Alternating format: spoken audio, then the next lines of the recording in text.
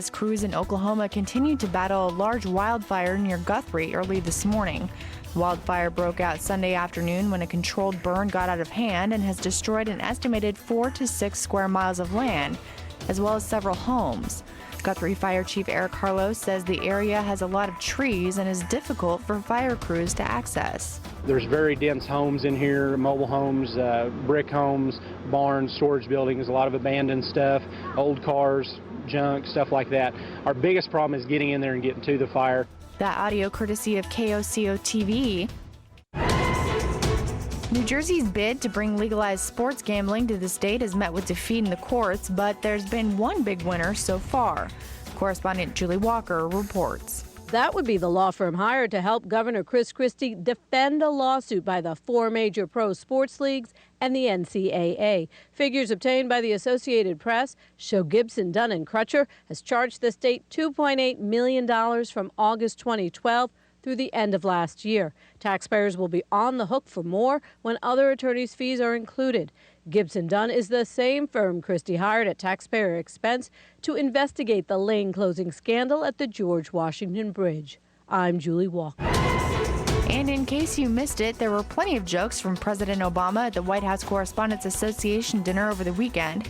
Ed Donahue has the story. The president's material did not pass over his health care plan. He pointed out the rollout of healthcare.gov could have gone better. In 2008, my slogan was, "Yes, we can."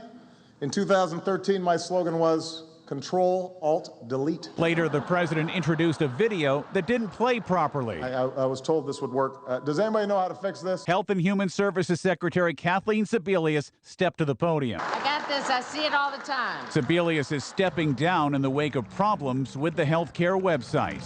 That should work. Congratulations to the White House Correspondents. Ed Donahue, Washington. And that's the news for Radio VR in Washington. I'm Kate Zickel.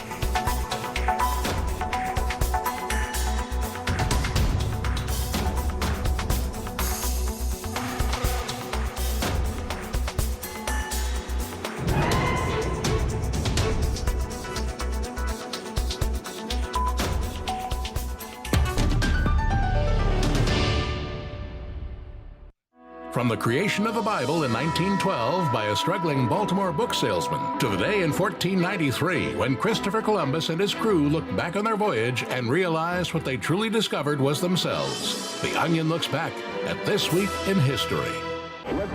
On July 21st, 1969, astronaut Neil Armstrong became the first human to set foot on the surface of the moon. The moon, for Christ's sake. This is Tranquility Base.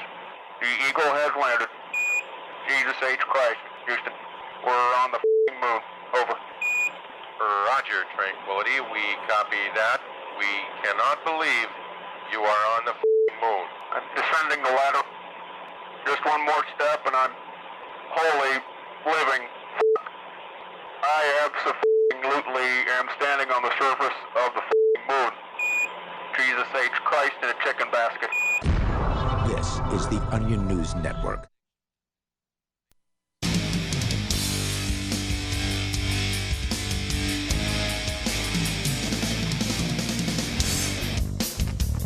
Hey, it's Free Talk Live. We'll take your calls about anything you want to discuss. Just dial in toll-free to 855-450-FREE. That's 855-450-3733. Also, we invite you to our website at freetalklive.com. So many different features there. Too many to talk about in any short period of time. You just have to go and experience it for yourself. It is totally free.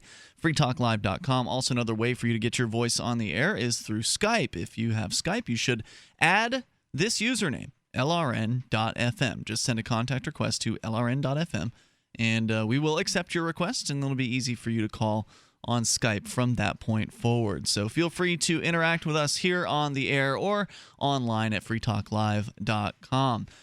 So it's not very often that one gets a front page story in the New York Times. It is not. But it has happened today in today's edition, the Monday edition, as we're doing the show of the New York Times. There was an opinion piece. Now, when columnist Dan Barry came to town, and he literally just showed up in Keene, not having bothered to call anyone or send an email announcing his impending arrival. He literally just showed up and knocked on the front door of the studios here, and found somebody to talk to. And then I came home a little bit later on, and he talked to me. And he since did some follow-up, and it sounds like there might be... Oh, okay. Usually when the music comes up like that, it means there's some sort of technical difficulty. And there's the music again, which I presume means that there is some kind of technical difficulty, but now it's gone again. So hopefully it will stay gone.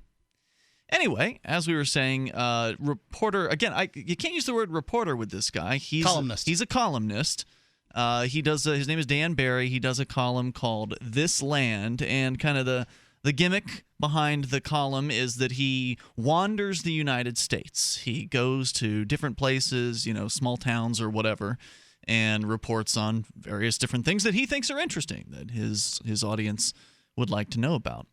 And when he arrived here in Keene and wanted to talk to some folks, I was impressed with how much this guy knew about what was happening in New Hampshire. A lot of reporters who come to do a story, they come as blank slates. So tell me about. Yeah, they don't really know. Maybe they've heard of something that has happened, and they want to talk about that something. But they haven't really done the level of in-depth research that this guy did. And he did a lot of research, I'm sure he could have written many more words than he did in this particular piece. It's not that long. No, it's not that long, but it's big enough to be on the front page of the New York Times. And of course, we've been critical of print media here on Free Talk Live and have been chronicling its downfall, and the New York Times is struggling. Let's put it that way. Well, from a business standpoint, I mean, as far as reporting goes, New York Times is among my favorite newspapers in the world. I feel like they, their reporting, as far as the reporting goes, is they look at an issue exhaustively and compared to other newspapers, and I really like that. Yeah, I mean, there's no doubt the New York Times has a name. I mean, it's still, even though it's having financial difficulty, as many newspapers are, it still has that name. So, without further ado, here is the story, and the headline is "Libertarians Trail Meter Readers." Already inaccurate. They're talking about the Robin Hooders. The full headline: "Libertarians Trail Meter Readers, telling town live free or else." Or else. It's already wrong within the first 4 words. The Robin Hooders here aren't trailing meter readers. They're usually walking in front of them. And some Robin Hooders have decided to no longer walk directly in front of the parking enforcers. They just fill expired meters when they find them. Yeah, I really don't like that. I don't feel like they're really doing. You don't like what? That the Robin Hooders don't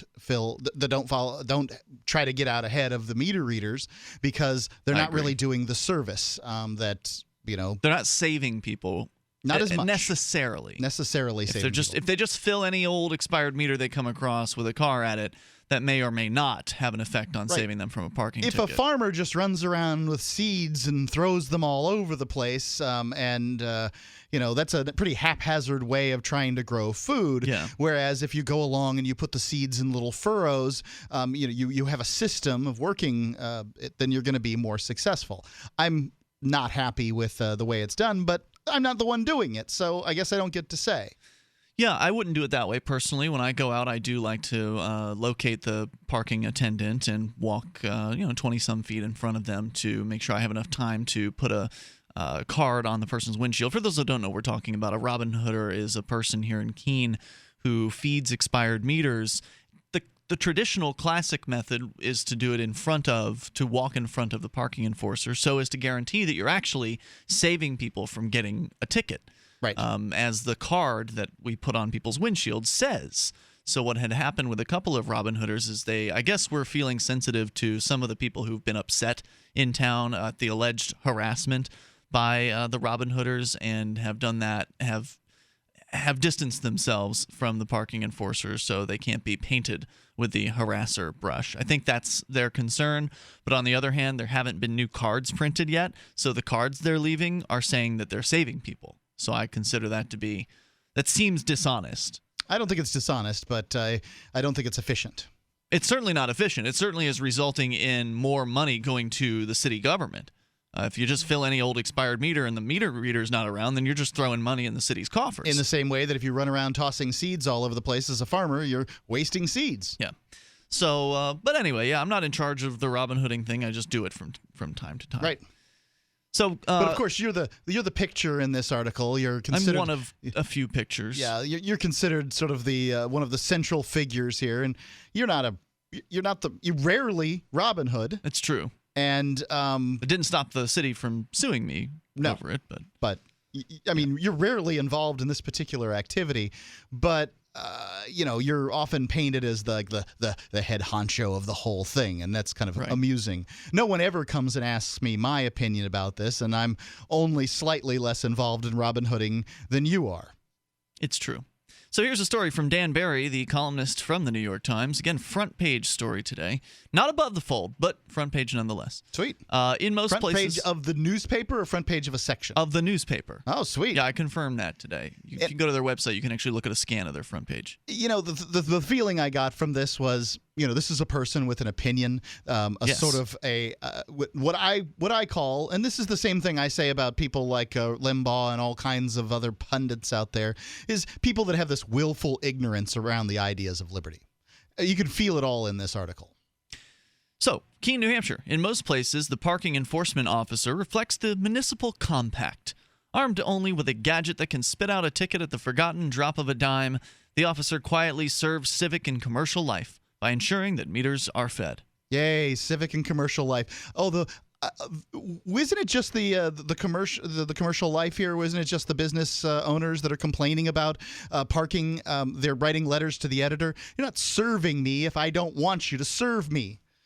It's true. Of course, public servants love to claim that they're serving the public when, of course, what they actually mean is the public is them and they're serving themselves. That's my opinion on that. It's the city, the organization calling the municipal organization the compact. The compact of whom? Who made this compact? I wasn't around for it. I can tell you that. I see. So the municipality calls themselves the public, and then they hire people to serve them. In most places, yes, but not here in charming Keene, where parking officers figure in a philosophical tug-of-war between a small band of activists who live by the motto, Free Keene, and he links to freekeene.com. Thank you, Dan. And the great majority of residents who were unaware that their city was in bondage. A lot of residents are very happy that they're I think everybody who gets a parking ticket is aware of the bondage that goes with it. You don't pay that parking ticket. The next time we see your car, we're liable to throw a boot on it. They don't boot in Keene, but they could tow you. What? I don't think they boot in Keene. My understanding is they have a boot. Really? Okay. It's I was told by one of the parking people they have a boot. Interesting. All right. First I've heard of that. 855 Maybe it may not be true, but I was told that years ago. 855-450-3733. The more from the New York Times on liberty activists in Keene. They also expand a little bit to talk about the Free State Project here as well, so it does qualify as some good national press. Well, some would say it's not good press, but I say all publicity is good publicity. We'll continue with Dan Barry's story and get your thoughts and Free Talk Live. Hi, I'm Lynn, and I am totally blind. Like many who are totally blind, I have non-24, a circadian rhythm disorder that can put your sleep-wake cycle out of sync with the 24-hour day. But I found out there's a new treatment available for non-24. It's called Hetlioz Tazimiltian, the first FDA-approved treatment for non-24. The most common side effects of Hetlioz include headache, elevated liver enzymes, nightmares or abnormal dreams, and upper respiratory or urinary tract infection. These may occur more often in patients 65 or older. It may cause drowsiness, so limit your activity to preparing for bed. Hetlioz has not been studied, and it is not recommended for use in pregnant women, children, or people with severe liver problems. To learn more and to hear the full prescribing information, visit Hetlioz.com or call 844-241-2424. That's 844-241-2424. Hetlioz is now available for non-24. Talk to your doctor today. Sponsored by Vanda Pharmaceuticals. Again, the Congressional Budget Office sounds the alarm. This time warns of Greek-style U.S. debt crises. You heard me right. The GAO is drawing a parallel between the U.S. economy, its debt, and the current Greek economic meltdown. With the debt to GDP chart climbing into unfamiliar territory, the growing budget deficit will rise to unsupportable levels. Hi, this is Ted Anderson. The Federal Debt and Risk of Financial Crises document the CBO has published is a must-read for every American, covering the risk of continued deficit spending coupled with an aging population and the rising interest rates spell economic disaster. It's imperative that you get a copy of this document and study it for yourself. Call me today at 800-686-2237 and I'll send you a free copy. Again, call 800-686-2237 and ask for your copy of the CBO document. Once again, you need to read this government report. Call 800-686-2237. May I have your attention, please? If you are trying to lose weight, we need your help. We're AF Plus, and we have too much product and too few participants in our nationwide risk-free trial. If you need to lose 30 pounds or more and would like to participate, call now. 1-800-967-9495. AF Plus is an amazing, proven breakthrough in weight loss. A once-daily capsule that can help you lose weight in days. It's also one of the healthiest ways to lose weight because each capsule contains natural ingredients, including green tea extract. You'll boost your metabolic heart rate, allowing you to shed pounds in days with just one capsule a day. Be among the first to call for your risk-free trial. Again, we have too many risk-free trials and too few participants. If you would like to lose 30 pounds or more by taking just one all-natural capsule a day, call now to participate in this nationwide risk-free trial. 1-800-967-9495. That number again is 1-800-967-9495. DVD, books, music, instruments, periodicals, computers, software, electronics, photo, cell phone, office products, home and garden, bed and bath, furniture, kitchen, pet supplies, automotive, hardware, apparel, shoes, jewelry, grocery, healthcare, sports and outdoors, toys, games, used, and more. It's a department store at your fingertips. Shop.freetalklive.com. Get all your shopping done, get a great deal, and a portion of your purchase goes to benefit Free Talk Live when you enter Amazon via shop.freetalklive.com. Stop harming your body with coffee from grocery stores or most chains. Start making a difference, one cup at a time. We've partnered with Camano Island Coffee Roasters to offer you a free pound of BuzzBox coffee. It's organic, so no harmful pesticides or toxins. Shade-grown, meaning less acidity and no heartburn. Try the best of the best for free. Just cover shipping. 10% of future purchases go toward helping us give the gift of human freedom around the globe with at least 100 microloans via World Vision. Go to coffee.freetalklive.com. You can sign up to receive the latest about the Liberty Radio Network via our email updates at updates.lrn.fm. That's updates.lrn.fm.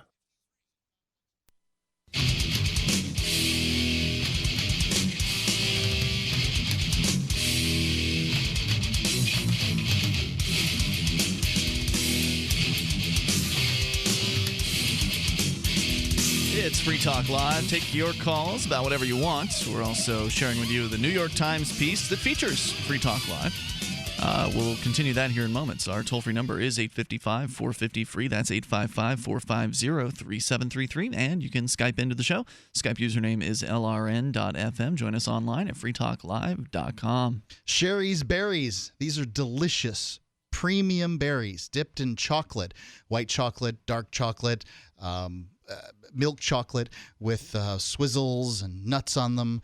They're delicious, and you've likely tasted nothing like them. They're just fantastic, and you can get them by going to berries.com. That's berries.com, and Berries.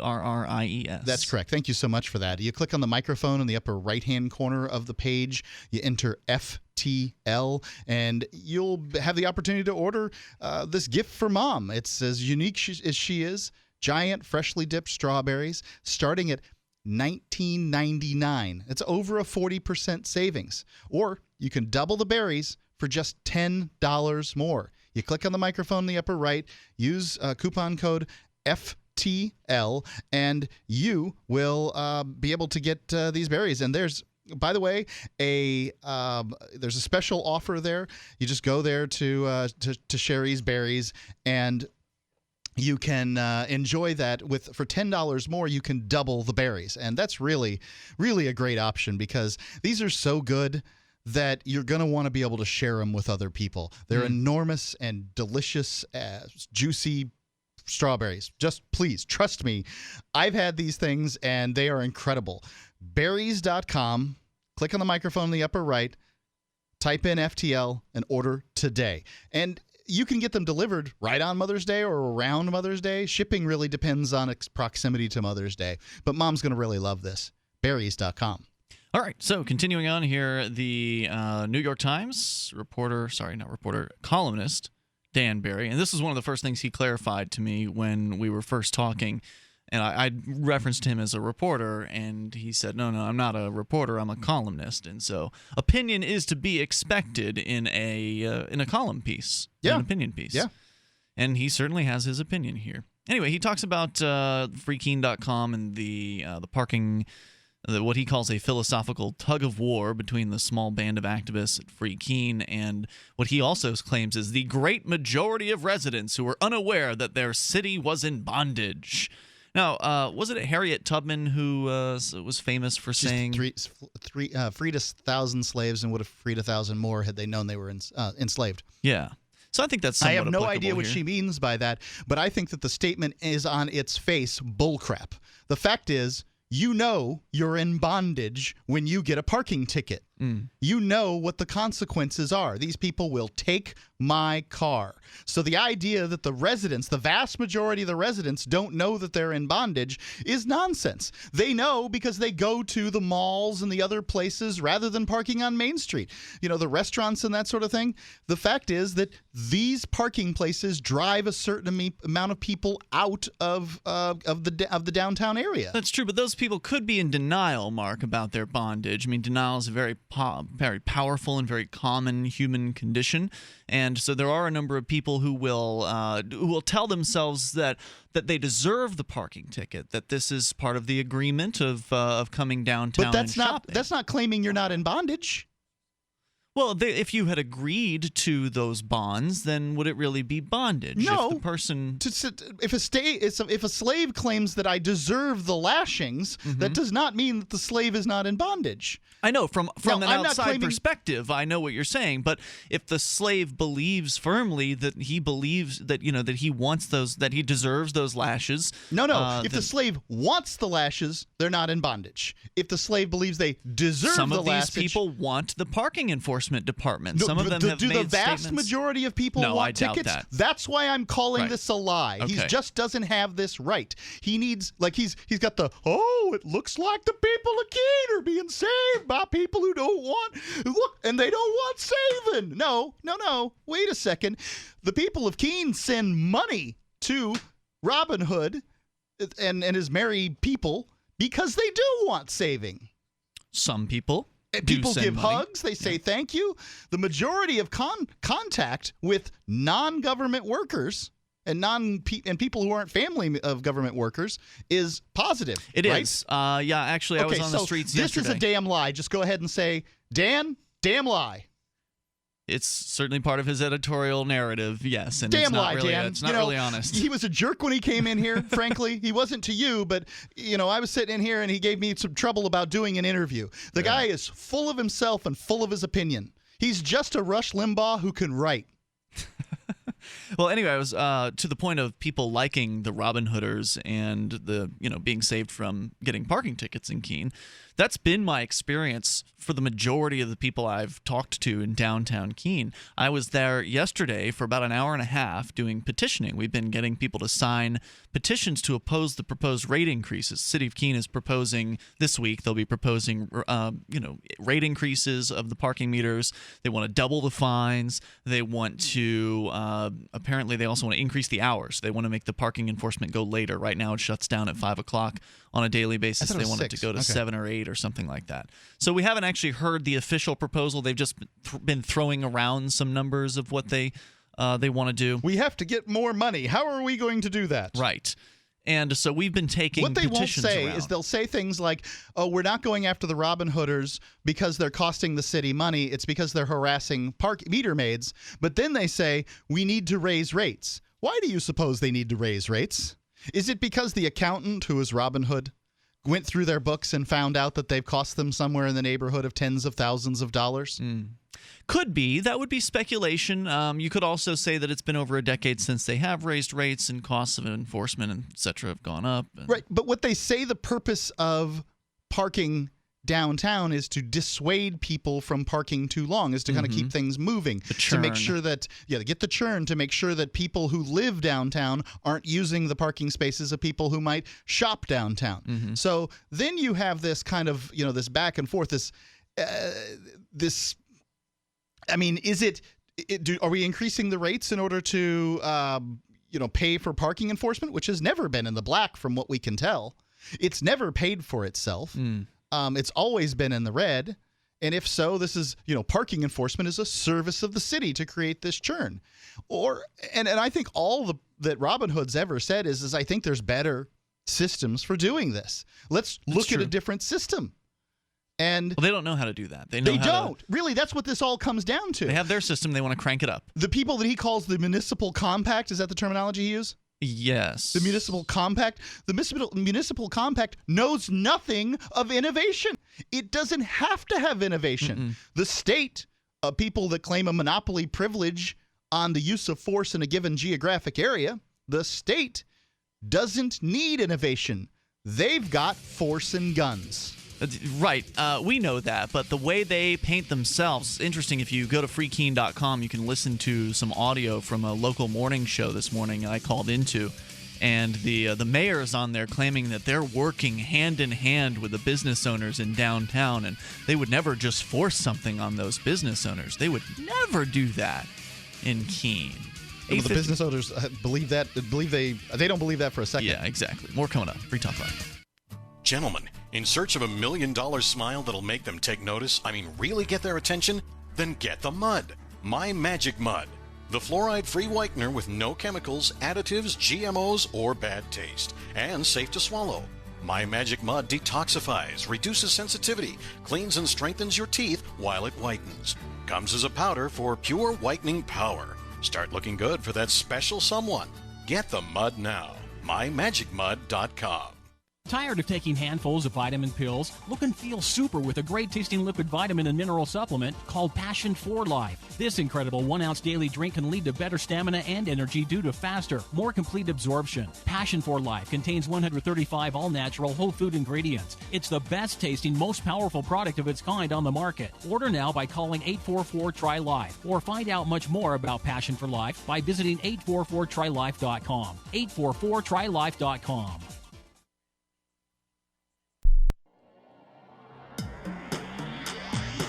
Free Press Publications is an independent alternative media and publishing company founded in June 2009 with the mission of ensuring a free press for the freedom movement and is committed to spreading the message of peace, freedom, love, and liberty. FPP also gives new authors an avenue for publishing freedom-oriented material. FPP brings you daily news and commentary at fpp.cc, as well as weekly news in the FPP Freedom Minute and Peace, Love, Liberty Radio at fppradio.com. The monthly newspaper FPP News at news.fpp.cc and books at shop.fpp.cc. Find FPP online at fpp.cc. That's fpp.cc, as in Creative Commons. Meowbit is free software from the Freedom Fiends that allows you to effortlessly view .bit websites. Meowbit works on all browsers. .bit is a new type of web address that's not controlled by any government or corporation. And we'll show you how to register a .bit domain today using a few cents worth of Namecoin. If anyone ever shuts down your .com website, users will still be able to get to your site using your .bit address in our free software, Meowbit. Go to meowbit.com. That's meowbit.com. The three most important things you can do for Free Talk Live are: 1, share one episode a week on Facebook or in some other social networking site. 2, buy the things you buy online through shop.freetalklive.com. 3, give $5 a month to the AMP program. It's my firm belief that Free Talk Live's AMP program is the best use of your charitable dollar among liberty-oriented organizations. Support all the organizations you love, but make sure you give $5 a month to AMP at amp.freetalklive.com. On Free Talk Live, we're bringing people to the ideas of liberty every day. From wrestling superstars like Glenn Jacobs. You guys really are having an impact, I believe. Like I said, a lot of where I am now is due to listening to Free Talk Live. You changed my mind on some very important issues years ago. To random people tuning in on the radio. I was kind of stuck in the left-right paradigm. I heard your show by chance on a Saturday night. From there, I went on, joined the Free State Project, and become an amplifier. So, I mean, that's really the reason why I amp is because I know that if it wasn't for you guys being on as many stations as you are, I never would have found the ideas of liberty. Your amp will directly change more lives by getting Free Talk Live in front of people looking for talk radio online and on the air. Find out about giving to our Google AdWords campaign at amp.freetalklive.com. That's amp.freetalklive.com. What's up next? Visit the Liberty Radio Network program guide to find out at shows.lrn.fm. That's shows.lrn.fm.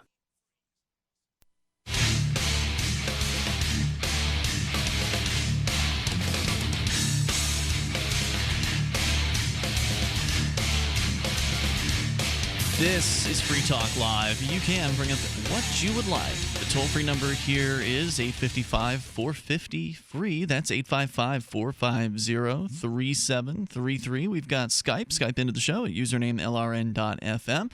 And those phone lines are brought to you by ProXPN. If you care about online privacy, you really need ProXPN. They're a global virtual private network, and they encrypt all of your incoming and outgoing data to your computer, meaning that your internet service provider will no longer be able to monitor what you're doing online. Right now, they're more than monitoring, they're logging. Likely logging every website you visit, every search term that you enter, and keeping those logs for up to 5 years in some cases. So if you want to stop that from happening, you just go and get ProXPN over at proxpn.com/FTL. You don't need to, you don't have to provide credit card information. There is a free account you can start with and test the waters out, see how you like it.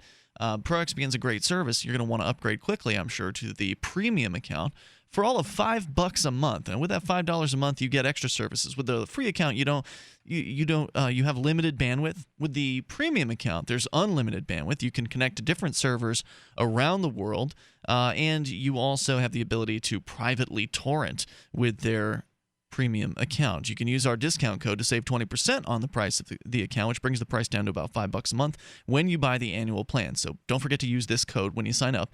Code is FTL20. That's FTL20, and that gets you 20% off. Go to proxpn.com/FTL to get started. Windows, Mac, iOS devices, Android devices, whatever kind of computer you have, you can get ProXPN working for you.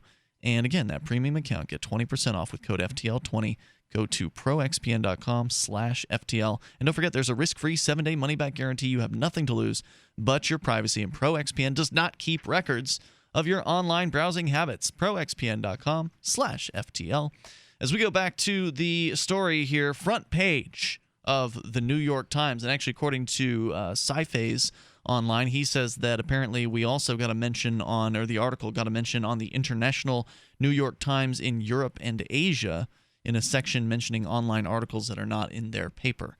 So, international New York Times coverage. I didn't even know there was a New York Times Europe and Asia. It's a good idea. There you go.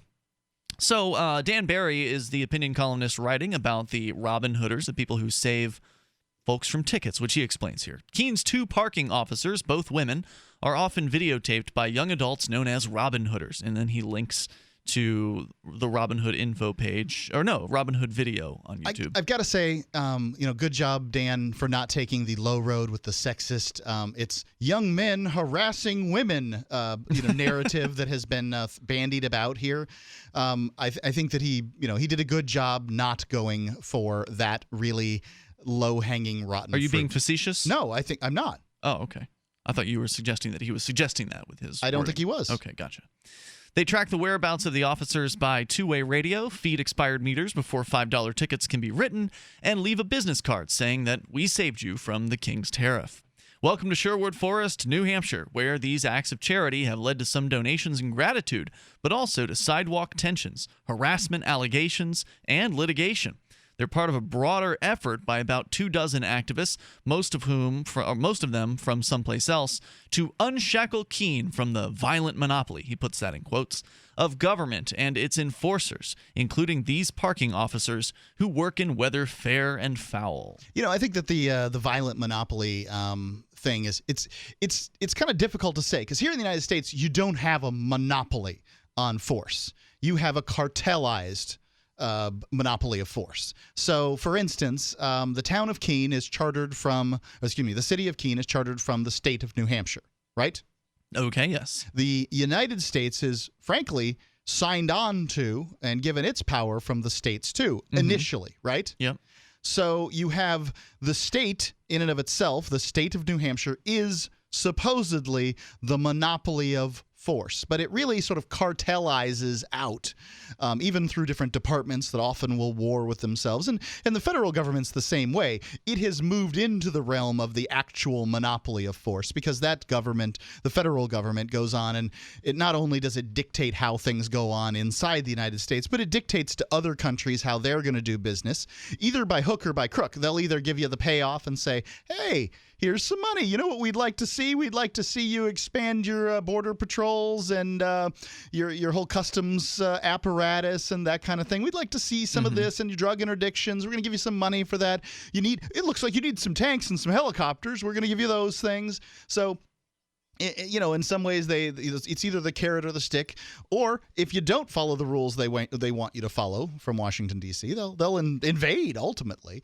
or they'll pay other folks to invade. They use the financial institutions, whatever it is that they've got to do. You'll obey whoever you are, or you'll get the stick.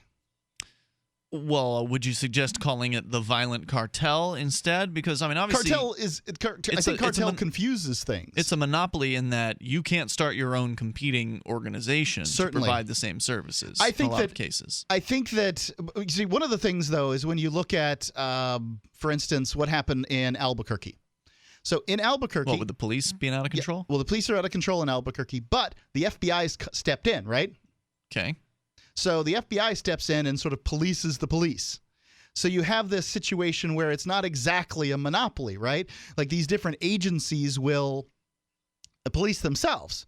So human resources steps in where management has fell flat, and they say, but it's all just for a show. It's all just to. The reason why they step in is because it looks bad if they start getting too out of control. I think it's mostly a monopoly. I kind of see it's a monopoly the point. with a PR department ultimately. Yeah, I think you're right. I think that I see the point that people make when they say it's not a monopoly, but I'd like to have a little conversation with you about how it's not a monopoly before we go on and say it's not a monopoly.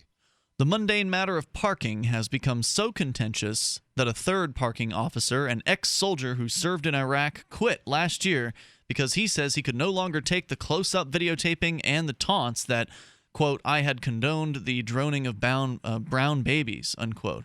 So contentious that the mayor, the city manager, and the city attorney all declined even to say hello to me. That's because they have already stepped in it and libeled themselves on a regular basis by claiming that harassment has occurred. I love how this guy goes and defends people who won't even speak to him. Well, he does end up talking to the parking czar. The parking czar? Oh, yeah. the head parking lady? No, it's a man. Okay. Then I must not know who this is. There's 2 parking enforcers, and there's now a parking czar. Isn't there a secret parking enforcer that works in the office, too? There are a few. There's like 2 or 3 people. They're not enforcers, though. They're just office staff. I see. But some local residents are speaking out in their stead by challenging the activists through a Facebook, he says a page, he means a group, Facebook group with the unwieldy name of Stop Free Keene, followed by 3 exclamation points. Actually, he doesn't put it in here properly. It's supposed to be in all caps. It's all in all caps. Yeah. He did not put it in there like that, though. One of its organizers, Andrea Parkhurst Whitcomb, is asking the relative newcomers a fundamental question. Who asked you to come free us? I'd like to point out that Andrea has never asked me that question in person. She has never wanted to have any sort of meeting in public, any kind of coffee or anything like that. So she's just asking that rhetorically. Who asked you to come free us? And that is a question that I think a lot of people would like to know about the Free State Project, the idea of moving liberty-minded people all to the same geographic area. There's some people who they believe they already were free and they don't need your help. Yeah, I don't think that. I think it's a very valid question, and I'm not necessarily here to free you, Andrea Parkhurst Whitcomb. I'm not here to free you. I'm here to offer you help in freeing yourself, but I'm not here to free you. You can have, in my opinion, you can have whatever government you want to have. What you can't do is force one upon me. Now, admittedly, we live in a paradigm that I think has been passed down from the agrarian revolution, the whole master-servant paradigm that came from kings and serfs and vassals and all that stuff, now to what we have with the rule, the tyranny of the majority. Somehow 51% of the people can tell 49% of the people how things are going to be. But that doesn't make, just because you like it, Andrea, doesn't mean I do. And this is the most expeditious way that I can come about solving this problem for myself. We'll come back with more. You can share your thoughts here on the Robin Hooders in Keene, making front page New York Times in moments. It's Free Talk Live. All right, hold on. We got to interrupt the regularly scheduled stuff for just a minute. I've got to tell you about this because it's weird. It'll make sense. What if I told you that eating this one weird spice could actually help you reverse diabetes? I know, it's crazy, right? Well, if you or somebody you care about has diabetes or pre-diabetes or easy for me to say, metabolic syndrome, you've got to check out this video. It's free. You may have heard about this. People who've tried it say that they've been able to normalize their blood sugar, stop taking their diabetes meds, and their doctors are all for it. So what is it? What's behind this? Well, the company says it's a natural drug-free approach to reversing diabetes, and they say that it works in as little as 4 weeks, and it all starts with this one weird kitchen spice you probably have in your kitchen right now. So you should check out the free video and see for yourself. It's at weirdspice55.com. So write that down. It's weirdspice55.com. Weirdspice55.com. Hey everyone, have you heard about the No hair removal device that's sweeping the globe? If you want to go weeks without shaving and get smooth, professional quality results, here's our favorite host, Cheryl, for No hair removal. Thanks. Hey gals, I love talking about my No. It's this cute little hair removal system that you can take with you and use almost anywhere at home or on the road. No more expensive in-office treatments, painful waxing, and no more wasting your valuable time. Got unwanted facial hair? No has patented thermocon technology that works on all hair and skin colors, so it's perfect for using on all body parts. And now you can take advantage of this incredible risk-free trial. Get the No, the facial kit, a travel case, and a $100 discount shopping card, and you don't risk a penny to try it. Try the incredible No hair completely risk-free. Call 1-800-953-6062. That's 800-953-6062. 800-953-6062. Copblock.org/pivothead. To ensure that a record of the truth of police interactions exists and is accessible, we each need a film. That's why we're happy to announce the Accountability Through Transparency video contest, the winner of which will receive a pair of Pivot Head sunglasses. For more information and to submit your video entry, go to copblock.org/pivothead. 1.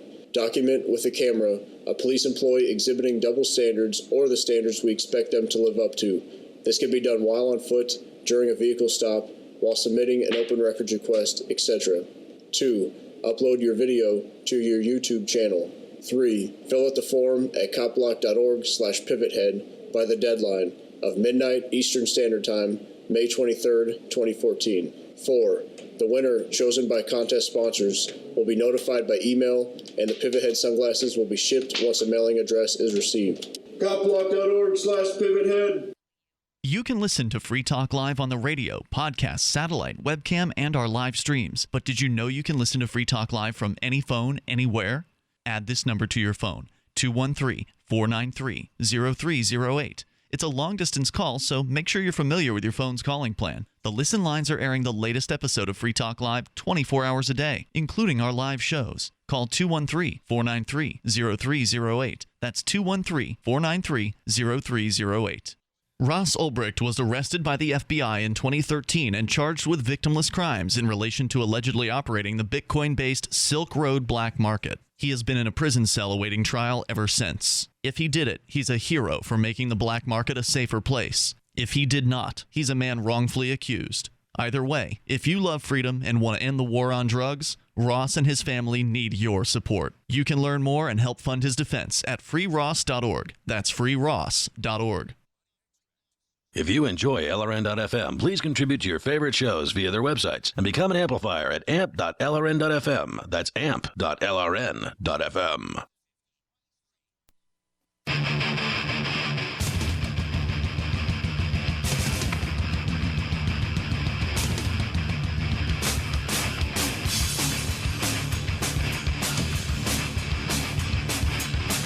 This is Free Talk Live. Take control here, toll free at 855-450-FREE. That's 855-450-3733. Join us via Skype. Our Skype username is LRN.FM, or from the New York Times on their report about Free Keene. They actually mentioned Free Talk Live in the article. We'll continue with that here in moments. Also want to invite you to our website. Just go to freetalklive.com and enjoy the features you'll find there.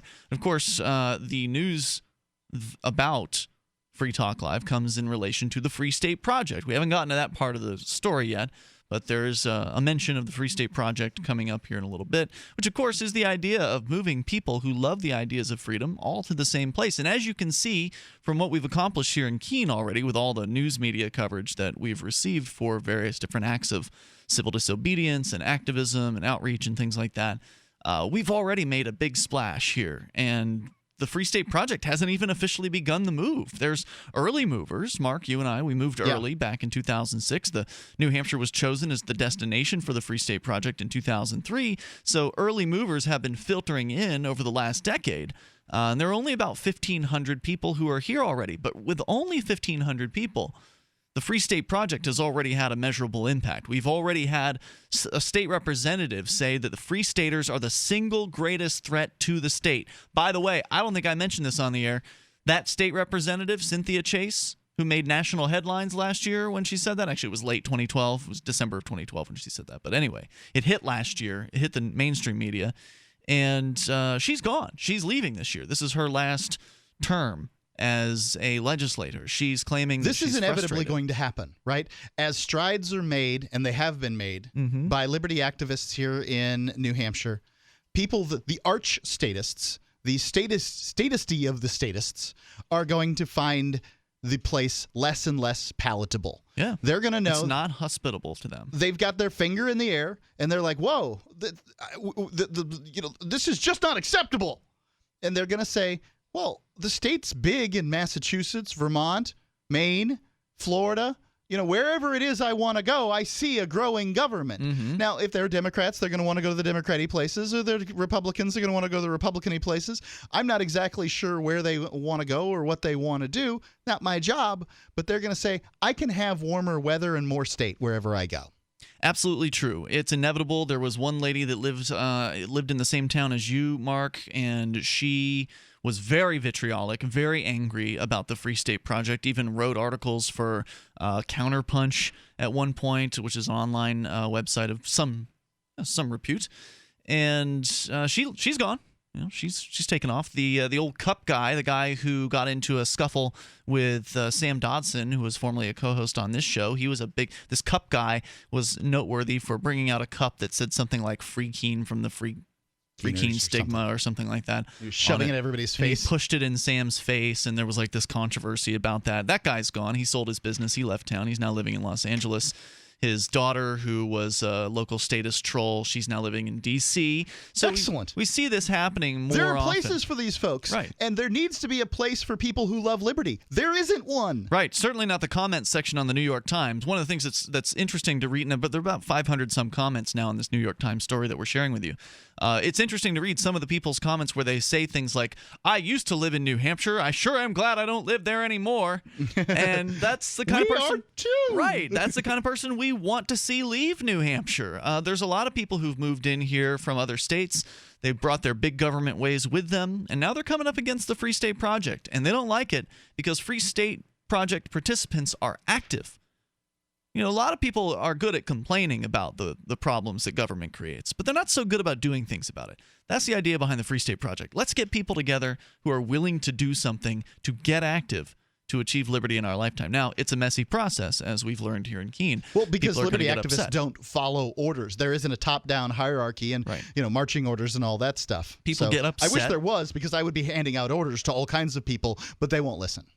People get upset at what some of the activists do, and it generates controversy. But ultimately, that controversy, I get upset at some of the things that activists do. No doubt. ultimately, that controversy only generates more publicity for the Free State Project, as it is getting today, thanks to the New York Times. So go to freestateproject.org, check out the website, get signed up. If you love freedom, if you love the ideas of liberty, this is the place for you. If you're willing to get active, freestateproject.org, and don't forget the Porcupine Freedom Festival coming up June 22nd through the 29th. We will be there broadcasting live. There will be about 1,500 people, probably at least, who love freedom, all hanging out at the same campground in the White Mountains, the beautiful northern portion of New Hampshire. It's just an amazing experience. You can go to porcfest.com, porcfest.com. So we got a lot in Indiana, and I think you're listening in Michigan City there to WIMS. Is that right, Lot? Yes, sir, it is. Namaste, brothers. Welcome, sir. You're on the air. Hey, I had a question. Now, I wouldn't assume you guys would be the ones who would respond this way, but why is it that when the quote-unquote normal people hear about somebody wanting to expand their consciousness, why is it that they automatically assume and they jump to them and they say, well, you're a hippie, or you're just, you're crazy, or, you got some issues that you have to resolve? I just don't understand how taking one's awareness and wanting to expand what I'm aware of dubs me crazy, or dubs me as a hippie, or dubs me as, that there's something wrong. So is this response you've gotten from people? What's the context of these conversations? How is this feedback getting to you? Well, okay. So the conversations that I have is, sacred geometry, intelligent design outside of this planet, the manipulations and the stuff that we've gone through, that we, as the culture, have experienced over the generations from an elite group that's running the, organization, the worldwide organization, whatever you want to call it. There's just spirituality in itself, the questioning the concepts of the Bible and religions, and ultimately all religions and all spiritualisms. And just, like, for me, it gets to a point to where I'm actually in separation with my wife right now because of, just these ideas and how I'm changing and how there's now a problem with supposedly how I'm becoming, but all I'm becoming is peace, love, and just acceptance. Right. So, the groups have been defined throughout history in different ways, but one thing that really sort of ties groups together are common ideas. And there are a lot of common ideas in the United States. I think more than many groups have had. And I think this is sort of around the world. It's the the idea of stepping out of bounds, of nonconformity in whatever thought, action, dress, whatever way you step out defines you as not of the group. And to be not of the group is painful, especially for people who don't want to be not part of the group. Like, you want to be part of the group, but you want to do it on your terms. Your wife wants to be part of the group, and she's not even interested in what you're talking about. So, and to some extent, nonconformity is being forced upon her in her world. I'm not saying it is, but and my wife's dealt with the same thing. She probably really would have, in the whole beginning of this, liked a husband that just kind of thought normal stuff and made a good living and took care of the kid. Just the standard stuff. And it's just what it is. I'm really sorry, but crazy people have been visionaries throughout history, and many of them have been Jesus. Jesus was crucified for preaching. They killed his ass, and he's an excellent example of what can happen. I don't think they're going to kill you, but they're going to ostracize you in many ways. Oh, of course. Well, I agree, and I do have a real quick question. Real quick, what is the whole? I've never heard of the whole free state thing, and I want to. It sounds really interesting, and I want to know. Just a real quick, what is it?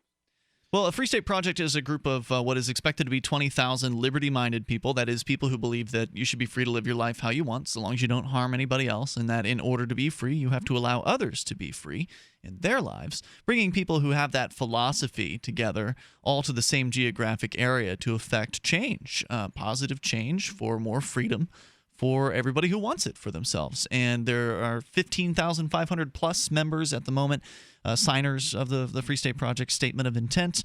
We would like that number to be 20,000, so we still got some growing to do. Some are moving early, sooner rather than later, to New Hampshire. There are new people showing up here every single month. There's a real community of people here who care about freedom, and these are people who are doers. These are people who are, they've uprooted their lives to be a part of this, and so they're really committed to these ideas. And so anybody that wants to learn more can go to freestateproject.org. And Lot, I appreciate your question, where it's coming from, because we're dealing with this to some extent as well here with the forming of the Shire Free Church in the area. If you're stepping outside of the social norms, it's going to be an uncomfortable process because people don't like the idea of expanding their consciousness. They're fine just how they are. Thank you very much with their dogma and their religion, etc. And I thank you a lot for your call tonight. But that doesn't mean you shouldn't stay the course, because it's about your personal journey. It's growth. Hour number 2 is on the way. You take control here on Free Talk Live. There's a treasure hunt going on at mathgate.info, a Bitcoin treasure hunt. You can find Bitcoins by proving theorems. So, learn some logic, do some math, find some Bitcoins. Even better, mathgate.info is designed to be used anonymously. So, connect to mathgate.info through Tor, prove some theorems, find some anonymous Bitcoins. Don't wait, others are already searching for the Bitcoins. Go to mathgate.info today and join the treasure hunt. There are anonymous Bitcoins to be had for the taking at mathgate.info.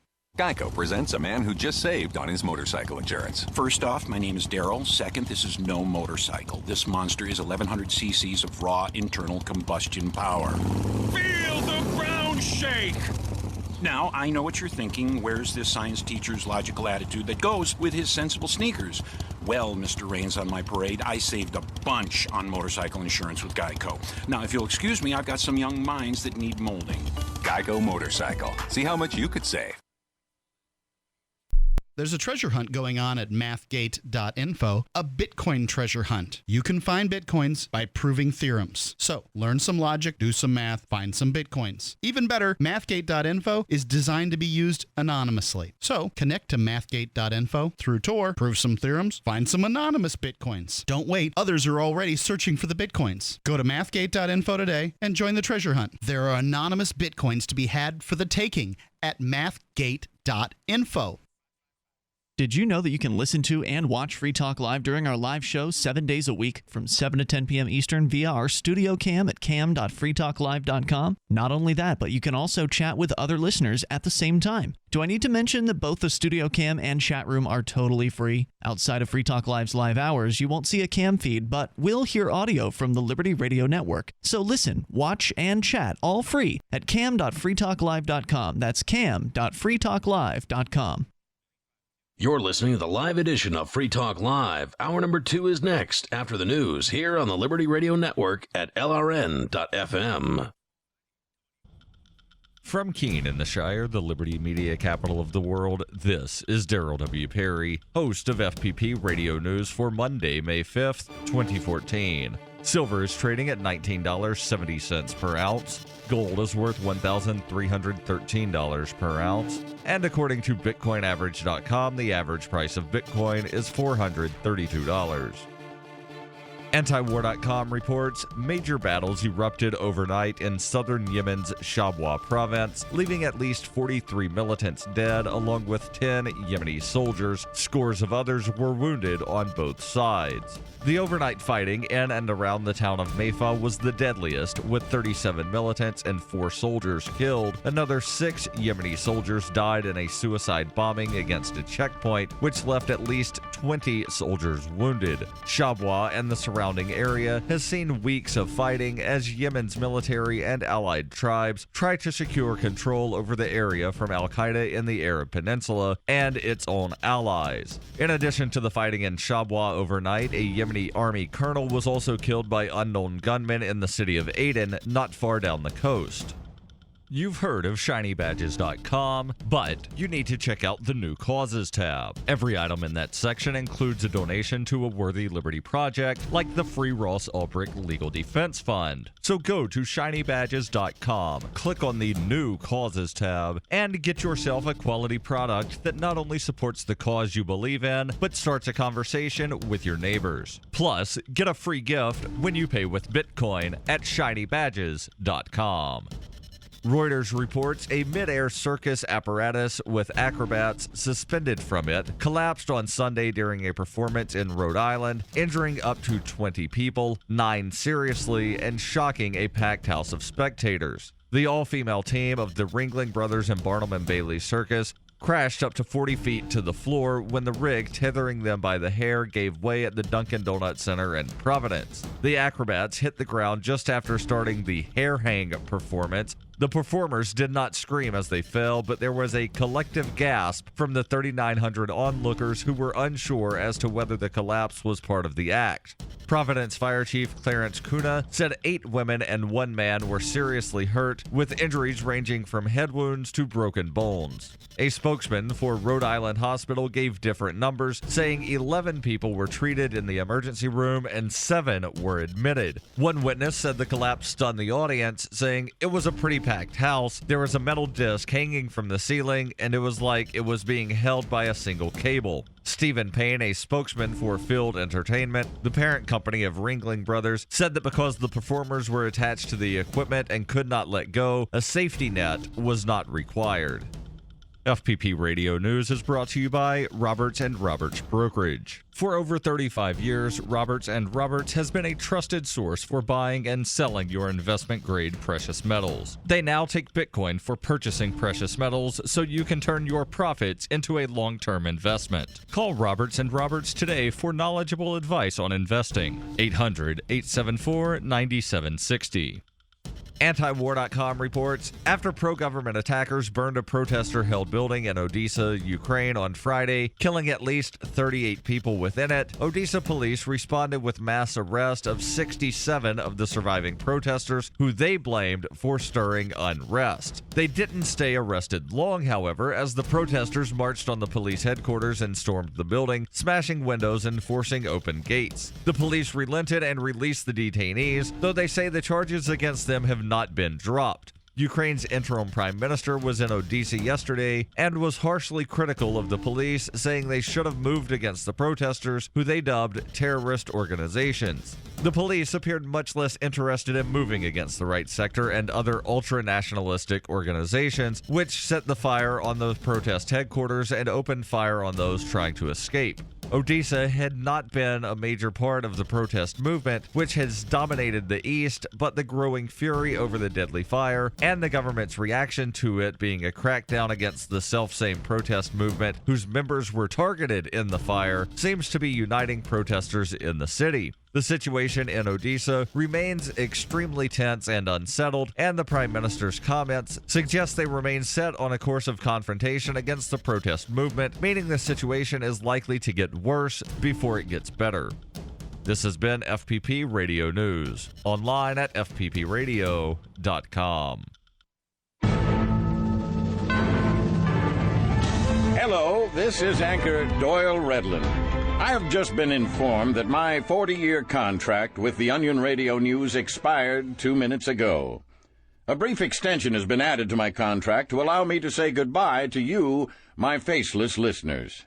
I've been reading the news out loud on the air for a very long time now, and the words to describe my feelings are difficult to find. Steve, what are you doing? This is my big moment. I'm getting the word now that you have to leave the studio right now. But where will I go? Now. Well, goodbye, everyone.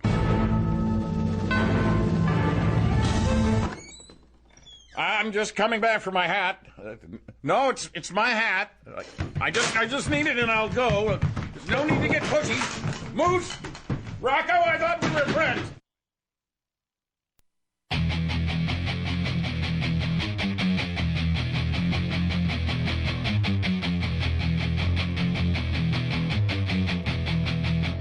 This is Free Talk Talk Live, and you can bring up anything that you want. The toll-free number is 855-450-FREE. That's 855-450-3733. And we've got Skype. Skype into the show. Username's lrn.fm, so add a contact request there, or send one, actually. Send to us at lrn.fm, and we will approve you, and you'll be on our list, and it'll be easy for you to call on Skype. The we tonight includes me, Ian. And Mark. And we may be having a special guest joining us for the third hour of the program. Well, I don't want to tease it, because a lot of times when I tease a guest coming on, something falls through. So that'll be enough of a tease. But what we started the first hour talking about, and kind of went off on a few tangents, is this story from the New York Times, in which Free Talk Live gets a mention. It's more mostly about the Robin Hooders, however, and longtime listeners of the show are well aware of Robin Hooders. But Mark, for the uninitiated, what is Robin Hooding? Robin Hooding here in Keene is activists going around and feeding parking meters. They look for parking attendants, and they try to sort of guess where those people are going to go, and they feed the meters ahead of those attendants with the intention of saving people from getting parking tickets. So the article here is not just about the Robin Hooders, but also about the Free State Project, which, of course, is the idea of bringing liberty-loving people all to the same place and having them get active for more freedom. And ultimately, the critique here is about the Free State Project. Andrea Parkhurst Whitcomb is the person they interviewed from the group Stop Free Keene with 3 exclamation marks on Facebook, all caps. And when they talked to Andrea, she asked this, what the columnist describes as a fundamental question. Who asked you to come free us? And as you pointed out, Mark, in the last hour, if Ms. Whitcomb does not wish to be free, she is certainly able to hire as many people she wants to impose their viewpoints and their will upon her, to enslave her to whatever extent she feels comfortable. But the problem is, the rest of us who do want to be free are being enslaved by the system that as it exists today. And the slavery is very subtle compared to, say, chattel slavery from many years ago, but it's still slavery nonetheless. If you owe somebody your income, any percentage of it, and you've never agreed to that deal, then you are their slave. Yeah, the fruits of your labor. That's what slavery is. Slavery is the the claiming of another person, the fruits of another person's labor, forcing them into it. And I would say you're not forced to work here in the United States. You can choose not to work, but if you choose to work, the fruits of your labor will be taken. So it's a different form of slavery, but slavery has taken different forms in all kinds of societies. So this is a general objection to the idea of the Free State Project. This has nothing to do with Keene, but it has to do with the idea of New Hampshire being this destination for people who are looking for more freedom and who are willing to do something to achieve it. Naturally, there are going to be people who are bristling at that idea. They are just fine with how things are, or so they claim, and they didn't want anything to change in New Hampshire. Now, of course, there are plenty. Obviously, they wanted things to change. That is a nonsense statement. Everybody wants something to change in their government, and they want people to move to their state and spend money, and they want people that agree with them. Yeah. So, look, I'm from Florida. I was born in Florida in 1971, and we from Florida really aren't that thrilled with the people who come there and vote their way they want to vote and change our communities and underfund the schools and do everything. There's all kinds of complaints about natives, about snowbirds or transplants or whatever they are. But it doesn't really change anything, does it? They're not going home. There's even bumper stickers that say, you don't like the way we do it. You don't like the way we do it here? Take I-95 north and get out. How's that worked? It hasn't worked yet. Maybe the Stop Free Keene guys should make some bumper stickers, too. Right. I heard they're going to make some T-shirts. Fine. Make some T-shirts. So the activists selected this is back to the story from Dan Barry at the New York Times front page today. The activists selected this New England cute city of 24,000 for liberation, mostly because it lies within that flinty bastion of Yankee individualism known as New Hampshire, where live free or die is carved into the collective granite. Back in 2003, a libertarian-leaning group called the Free State Project decided that this small state could be a liberty lover's paradise if enough like-minded people settle here. And then in parentheses, he adds, the movement, by the way, tends to attract white males, according to Carla Garrick, the group's president, a white South African who has lived for many years in this country. Quote, I'm the token African-American, unquote, she joked. Yeah, I think that there was no reason for that. to go to the race thing. There's plenty of, we have a certain amount of people of different ethnicities here. I've got 2 Hispanic bloggers at freekeene.com. Yeah, I think it's prurient and not worth the trouble. It's suggesting that the pigment of one's skin somehow diminishes their thought process. It's the whole check your privilege. I wish that we had more ethnic diversity in the Free State Project. And anybody who wants to can go to freestateproject.org right now, sign up and move. That's all it takes. This is not an exclusionary movement in any way, shape, or form. Carla, by the way, mentioned on her Facebook page when she posted about this article that she had told Dan Barry, the author of the piece, specifically that she was an anti-apartheid activist in South Africa when she was there. Oh, here's a little jab. Yeah. Yeah, like he just leaves that these detail out. Yeah. So moving on. Not acceptable. A dozen years in, the Free State Project is about 3/4 of the way toward achieving its goal of having 20,000 people commit to relocating to the state, after which it will trigger the move. The project has already influenced the statewide conversation at times, partly because of early movers like Ian Freeman. He's putting trigger the move and early movers in quotes. A Floridian who bought an old white duplex on Leverett Street several years ago and quickly set out to push local buttons. There have been marijuana gatherings in the Central Square, make-believe drinking of alcohol at city council meetings. By the way, there was one person drinking actual alcohol at that meeting that he's talking about, leafleting outside public schools, and many video-recorded encounters in which the activists are the earnest heroes of their own narratives, holding accountable the employees of a government they do not generally recognize. The reason for the videotaping, it's if your word could be taken against a bureaucrats as equal, there might not be any reason for this. But the fact is, you need to have a video recording of interactions with the authorities, because you never know what they're going to say. Now, that's true, Mark. But for me, the primary reason to video is to show people what's happening. Yes, if government bureaucrats misbehave, it's very good to have video in that particular case. So that's a strong reason to video record. But in this case, one of the primary reasons for me is I want other people to see what happens here in Keene and in New Hampshire. And it's nice for us to get on the air and talk about it at night on Free Talk Live, but it's something else entirely to show people, and that's the purpose. But he's right. I mean, certainly that these are, he describes us as the earnest heroes of their own narratives. We've got Derek J's victimless crime spree. He's clearly the hero from our perspective in that, but other people see him as a villain. So it just depends on, your perspective when you're consuming this media. Who's not the earnest hero of their own narrative? In one notorious instance, a grandmotherly crossing guard smacked at their camera with her stop sign placard. That's not accurate. They smacked the activist. That's what she's saying. A grandmotherly crossing guard smacked at their camera with her stop sign placard. No, they didn't smack at the camera. She smacked the activist. True. I mean, but she was going towards his camera at the time. I wouldn't say that's too dishonest of a statement. The gangly Mr. Freeman, born Ian Bernard. You are gangly. Yeah. There's no truer statement written in this entire article than you being gangly. Drives an auctioned-off police car. Although I don't feel awkward. I mean, I'm skinny, but I don't feel awkward in my movements. I don't. I feel fairly confident. You mean gangly is as defined as awkward? Does he use the term awkward? No, but the definition of gangly is basically thin and awkward movement. A thin person with awkward movements. I don't know. I mean, I think that would be a little cruel, but I think that you could easily be called gangly.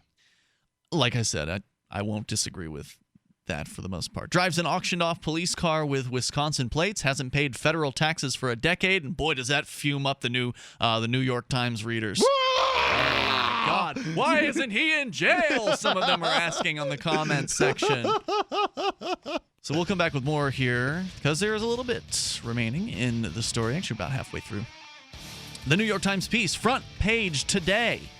That's right, the actual front page. Not above the fold, but still on the front page, which, the Free State Project actually hasn't had a New York Times story in over a decade. They got one back in 2003 when they first picked New Hampshire. This is the first one since then. More coming up here on Free Talk Live. You can take control of the airwaves at 855 450 free. Everybody wants to know, what can you buy with Bitcoins? Isn't there like a Bitcoin general store or something? Well, yes, now there is, and it's at BitcoinGeneralStore.com. BitBrew and the Bees Brothers have teamed up to create a place where U.S. customers in the lower 48 can shop for, well, anything with free shipping. What can you find at BitcoinGeneralStore.com? Bitcoin apparel, stickers, gifts, precious metals, physical Bitcoins, coffee and honey, of course, and electronics and computer accessories. The folks at Bitcoin General Store are true Bitcoin believers who don't even use third-party payment processors. They get their inventory direct with Bitcoin and pass on the savings to you. Shop at BitcoinGeneralStore.com with confidence that you are supporting a real Bitcoin economy. You gotta see what they have to offer. Visit BitcoinGeneralStore.com today. That's BitcoinGeneralStore.com. This is Mark of Free Talk Live. We've been witnessing a meltdown of the economic engine that powers our country. With a printing press tethered to Washington bureaucrats and New York central bankers, how can we trust paper money? For years, I've been buying gold and silver from Midas Resources, and you should too. Call 877-357-9938 for a free book titled 10 Reasons to Own Gold, or go to gold.freetalklive.com. Again, 877-357-9938. 877-357-9938. Farmers keep livestock lean and healthy with a mineral-rich diet. Then, before market, they cut off minerals, leaving them to crave high-calorie grains. If weight control is this easy, why prescribe surgery for humans? Introducing Youngevity. You could avoid 900 diseases by getting 90 essential nutrients from Youngevity. Check out 90 for Life at tobeyoungagain.com or call 855-79-YOUNG. That's 855-79-YOUNG or tobeyoungagain.com. Youngevity. It's all about saving money, getting healthy, and creating wealth.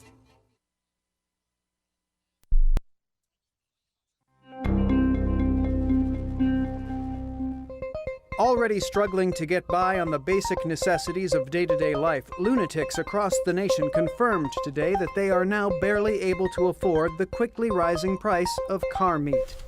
I've got 14 Barbara Streisands to feed and 3 more on the way. Day and night they shout, "We're hungry, Admiral. We want grade A Handaloaf. We want Nissan truck." I just want to know what Bruno Mars plans to do about this. He sits around all day eating Audi ribeye and limousine bouillabaisse while we scrape by with taxi shanks.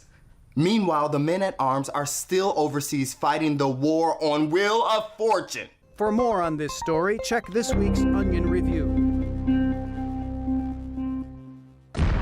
This is the Onion News Network. The 3 most important things you can do for Free Talk Live are: 1. Share 1 episode a week on Facebook or in some other social networking site. 2. Buy the things you buy online through shop.freetalklive.com. 3. Give $5 a month to the AMP program. You likely buy all kinds of things online. Amazon is the largest online retailer. You can get what you need at the same prices with free Super Saver shipping by going to shop.freetalklive.com. Please do your online shopping at shop.freetalklive.com.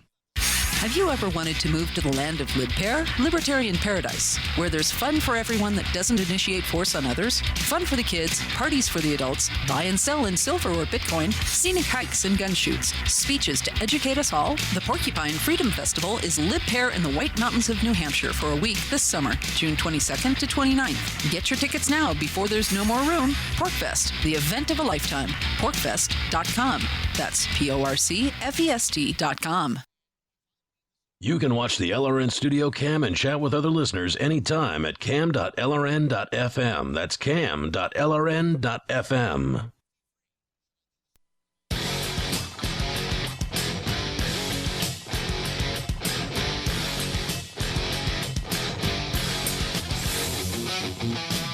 Free Talk Live. Take control toll free and bring up whatever you'd like. You're welcome to comment on the New York Times piece, which some would describe as a hit piece, and yeah, I'd say that's pretty fair. I mean, it's definitely got its slant, and it is not a slant for the Robin Hooders or the liberty activists in New Hampshire and here in Keene. I would say it is in no way for those people. It definitely kind of takes the side of the status quo, the social compact, as the article's author Dan Barry puts it. But nonetheless, it's front page news coverage.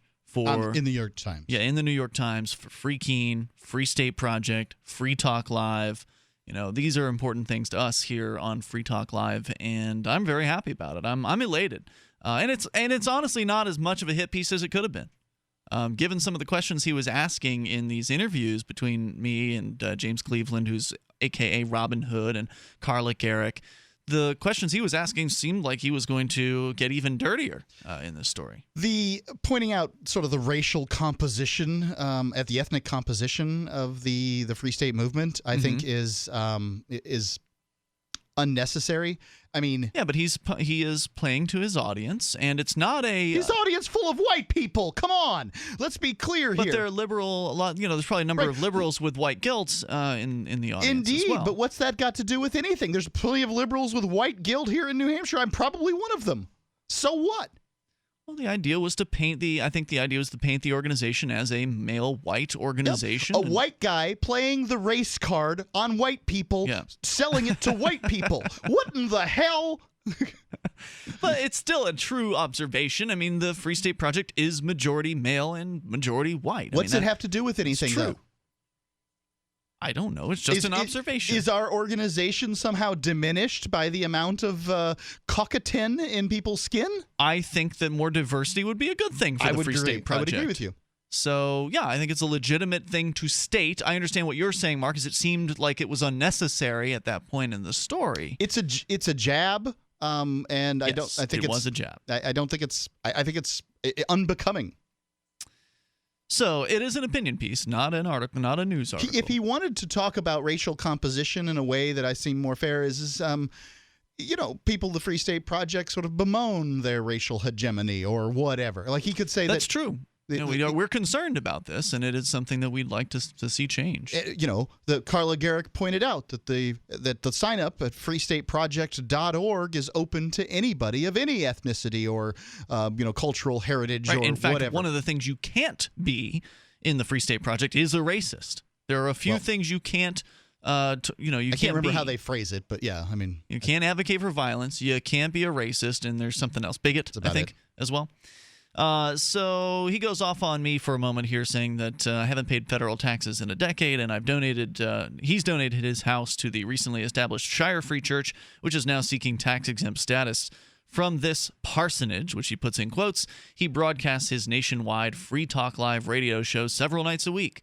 Mr. Freeman, 33, has been repeatedly arrested and once served 58 days in jail for disorderly conduct after standing in front of a police car to protest a woman's arrest because she had an open can of beer. A local New Hampshire native. That's right. A woman. Yes. He's guided, he says, by his voluntarist belief, voluntarist in quotes, that, quote, all human interaction should be consensual, unquote, which might surprise the human parking officers who do not consent to being followed or videotaped. Now, a lot of people are saying that that's a zinger, Mark, and that he's got me on that. What would you say? I think that's utter nonsense. It takes a little bit of going around, but the fact is that the government is not an organization, a voluntary organization. You're harassing people whose job it is to harass people. That's what a parking person does. They harass people. It's by definition not harassment what the Robin Hooders are doing, even if you are talking to somebody. You hassle people who literally do the legal definition of harassment. Right. So then the question becomes, okay, if we're talking about consensual activities, that's what the voluntarist viewpoint is. All he's saying is shut up. That's what he's written in this phrase. You and your activism, trying to give people freedom, trying to have more freedom for your life, trying to attract people to New Hampshire, shut up. It's nothing. So, I mean, what is not voluntary? The fact is that you are free to do what you want as long as you don't harm someone else. The parking meter people, by their very definition of a ticket, are harming other people. They're threatening people. Right. So the question is, what is valid in responding to the people who are harming and threatening others? I don't think that it's invalid to tell those people, hey, you're doing something wrong. You should stop that, and then record them in whatever it is that they're doing to harm others. It's just that people like Dan Barry and the folks in Stop Free Keene, they don't see the violence inherent in parking enforcement. To them, it's all part of the deal. that you moved to Keene, you knew there'd be government rules here. Hold on, and wait you a second. agreed to follow all those rules. I don't think that I agreed that at all. By moving here, you agreed. But it's nonsense. Where do I move? If I want more freedom in my life, where do I move? Really? That's what they're suggesting. You in the think New York I'm going to Times get? comments. You think I'm going to get some more freedom by moving to Somalia? Do you know what it's like there? The United States and the UN have been destabilizing the whatever governments that the Somalis have been trying to put up for decades now. The place is a hellhole because of governments. Well, they would say that they had their rules here, and you coming in means you consented to them. What? Doesn't matter if you can't go anywhere else. In what way have the Robin Hooders not abided by the rules? Well, they've obviously abided by the rules, otherwise they'd have been arrested by now. Right. There was a judge that said this wasn't harassment, so it's you people who aren't abiding by the rules. The fact is that the people calling themselves the City of Keene have leveled harassment charges at the Free Keeners, which is libel, and the Free Keeners haven't sued them for it. It is the government of the City of Keene which has stepped outside of the law on multiple occasions here. They've been busted doing all kinds of unconstitutional stuff. Nobody throws them in jail. Nobody says they ought to be locked up. Mm-hmm. So let's check our premises here. The shadowing of parking enforcement officers has received the most publicity by far. Videotapes show the officers being dogged by activists who sometimes goad with pleasantries like, "How do you live with yourself?" After the officers complained about skyrocketing stress last year, the situation became even more surreal, with Keene hiring a private investigator to follow and videotape the activists following and videotaping the parking enforcers. The city then filed a legal complaint against several activists, including Mr. Freeman, accusing them of harassment and seeking a buffer zone between activist and parking enforcer. "They would try to make comments to bait me about my faith, about my military status," said Alan Givitz, the ex-soldier, recalled recently. He recalled that recently. He said that he tried being nice, then oblivious, then angry, but to no avail. Finally, Mr. Givitz, who served 22 months in Iraq as a military police officer, quit his job handing out parking tickets. "I couldn't take it anymore," he said. "I didn't see an end in sight."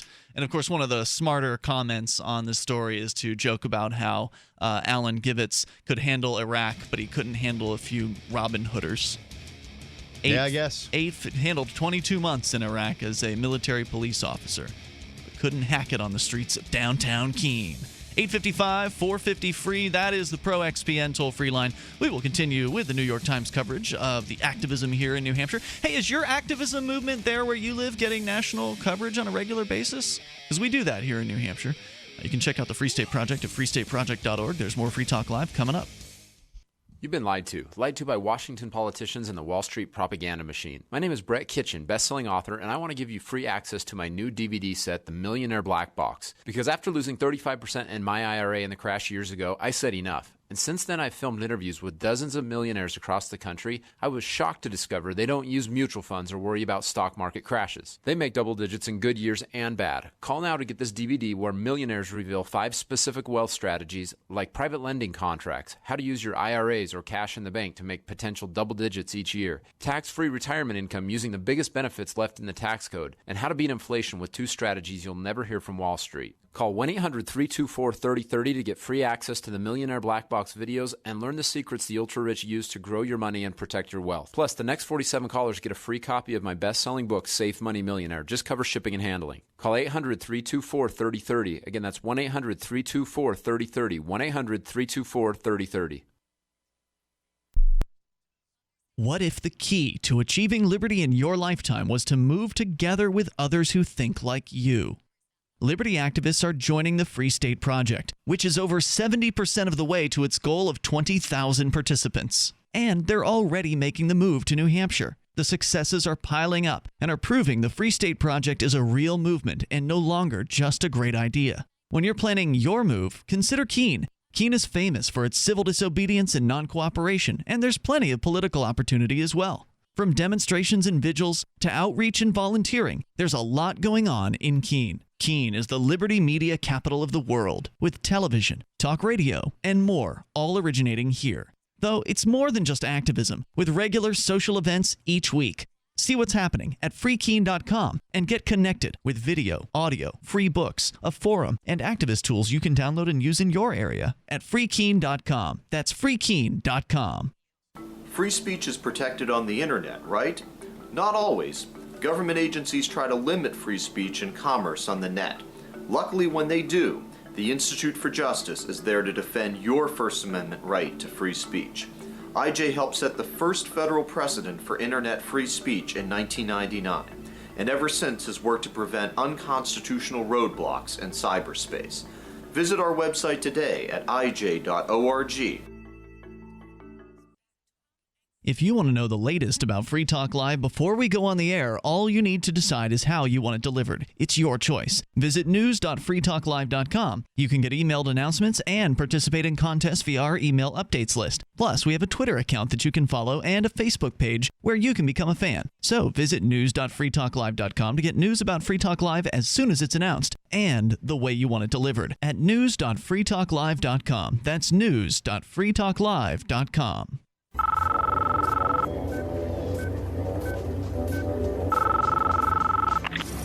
We know you're out there. We can feel you now. We know that you're afraid. You're afraid of us. You're afraid of change. We don't know the future. We aren't here to tell you how this is going to end. We're here to tell you how it's going to begin. We're going back to editing the next edition of Freedom's Phoenix digital magazine now, where we are telling the people what you don't want them to know. We're showing them a world without you, a world without rules and controls, without borders or boundaries, a world where anything is possible. Where we go from there is a choice we leave to you. Subscribe at freedomsphoenixeasy.com.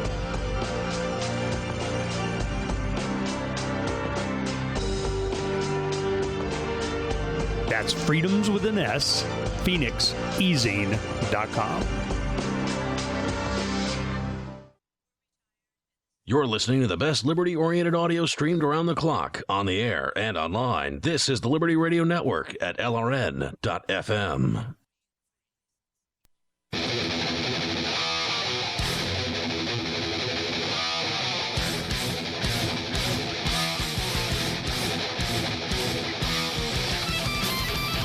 This is Free Talk Live.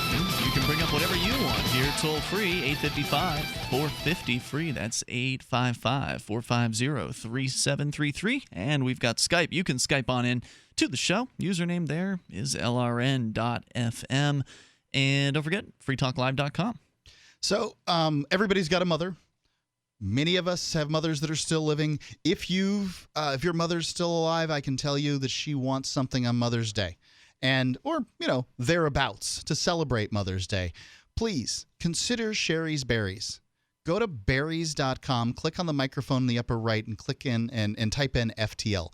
There you will see the opportunity to get some of the most delicious things that your mother will ever put in her mouth. They are awesome. The delicious, giant, premium strawberries dipped in chocolate, white chocolate, milk chocolate, dark chocolate. It's they start at $20, just over 40, over a 40% savings, or you can double the berries for $10 more. So these, I'm always so impressed when we get them, Ian. When they show up, it's an exciting moment because I know made my day. Yeah, I know I'm going to be eating too many of these things, and they're delicious. They're worth every penny. Go to berries.com, click on the microphone in the upper right-hand corner.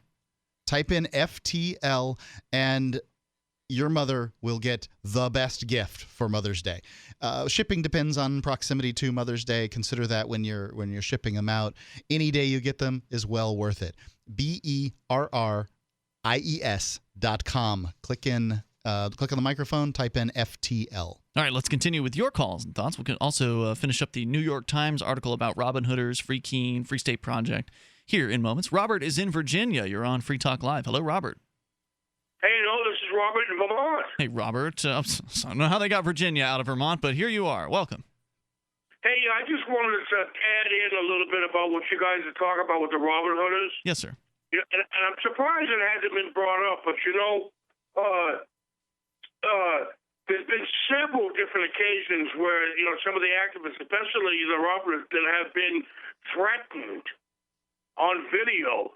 I mean, one that I saw, was absolutely shocking, was that this guy pulled out a Mosin rifle and was, waving it in front of the camera. And then there was another video that he pulled out that looked to be, like a 1911 or a Glock. And, that's absolutely disturbing to me. And, I wouldn't want to be walking around Keene if somebody was, in that frame of mind.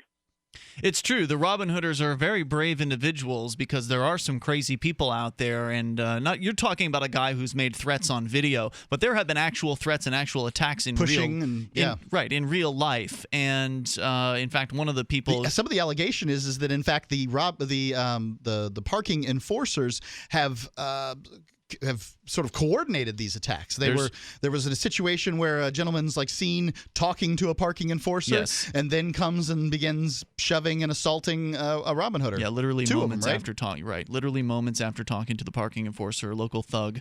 It's impossible to say what was said in that unrecorded incident. But then they complain, "Oh, what do you got videotape for?" Well, what the hell do you think we have it for? Yeah, there's crazy people out there. All right, so Robert, anything else you want to share tonight? Well, it seems to me that, that the city of Keene has got a lot to say when it comes to the Robin Hooders, but they don't have anything to say about these threats or the violence or anything that happens. Well, to the police's credit, they did conduct an investigation when they saw, because Garrett Ian posted a video. Now, Garrett didn't call the police in the case of the man threatening on video like you were describing. His name is Seamus O'Connor. And Garrett made a public video outing Seamus's threats. He posted that to freekeene.com several days ago, I guess at this point. And apparently the Keene police, he posted it sometime after midnight. The Keene police were there before 9 a.m. To investigate it. So they opened an investigation on their own. To their credit, they were actually doing their job in that case and actually providing some level of investigatory action. I don't think that putting him in jail is going to solve anything. No, and I don't think he's been charged. I don't know if he's been charged with anything either, but it does sound like maybe he was visited by the police that live in his area, the threatening person, that he may have been visited, and certainly Garrett was visited by the police who were investigating that. So, Robert, your statement not entirely accurate. Okay, well then, I apologize, but just my concern is what I was trying to get at. Yeah. Thanks for your call tonight, Robert. I appreciate hearing from you. Yeah, there's risk involved in this activist stuff. People are upset.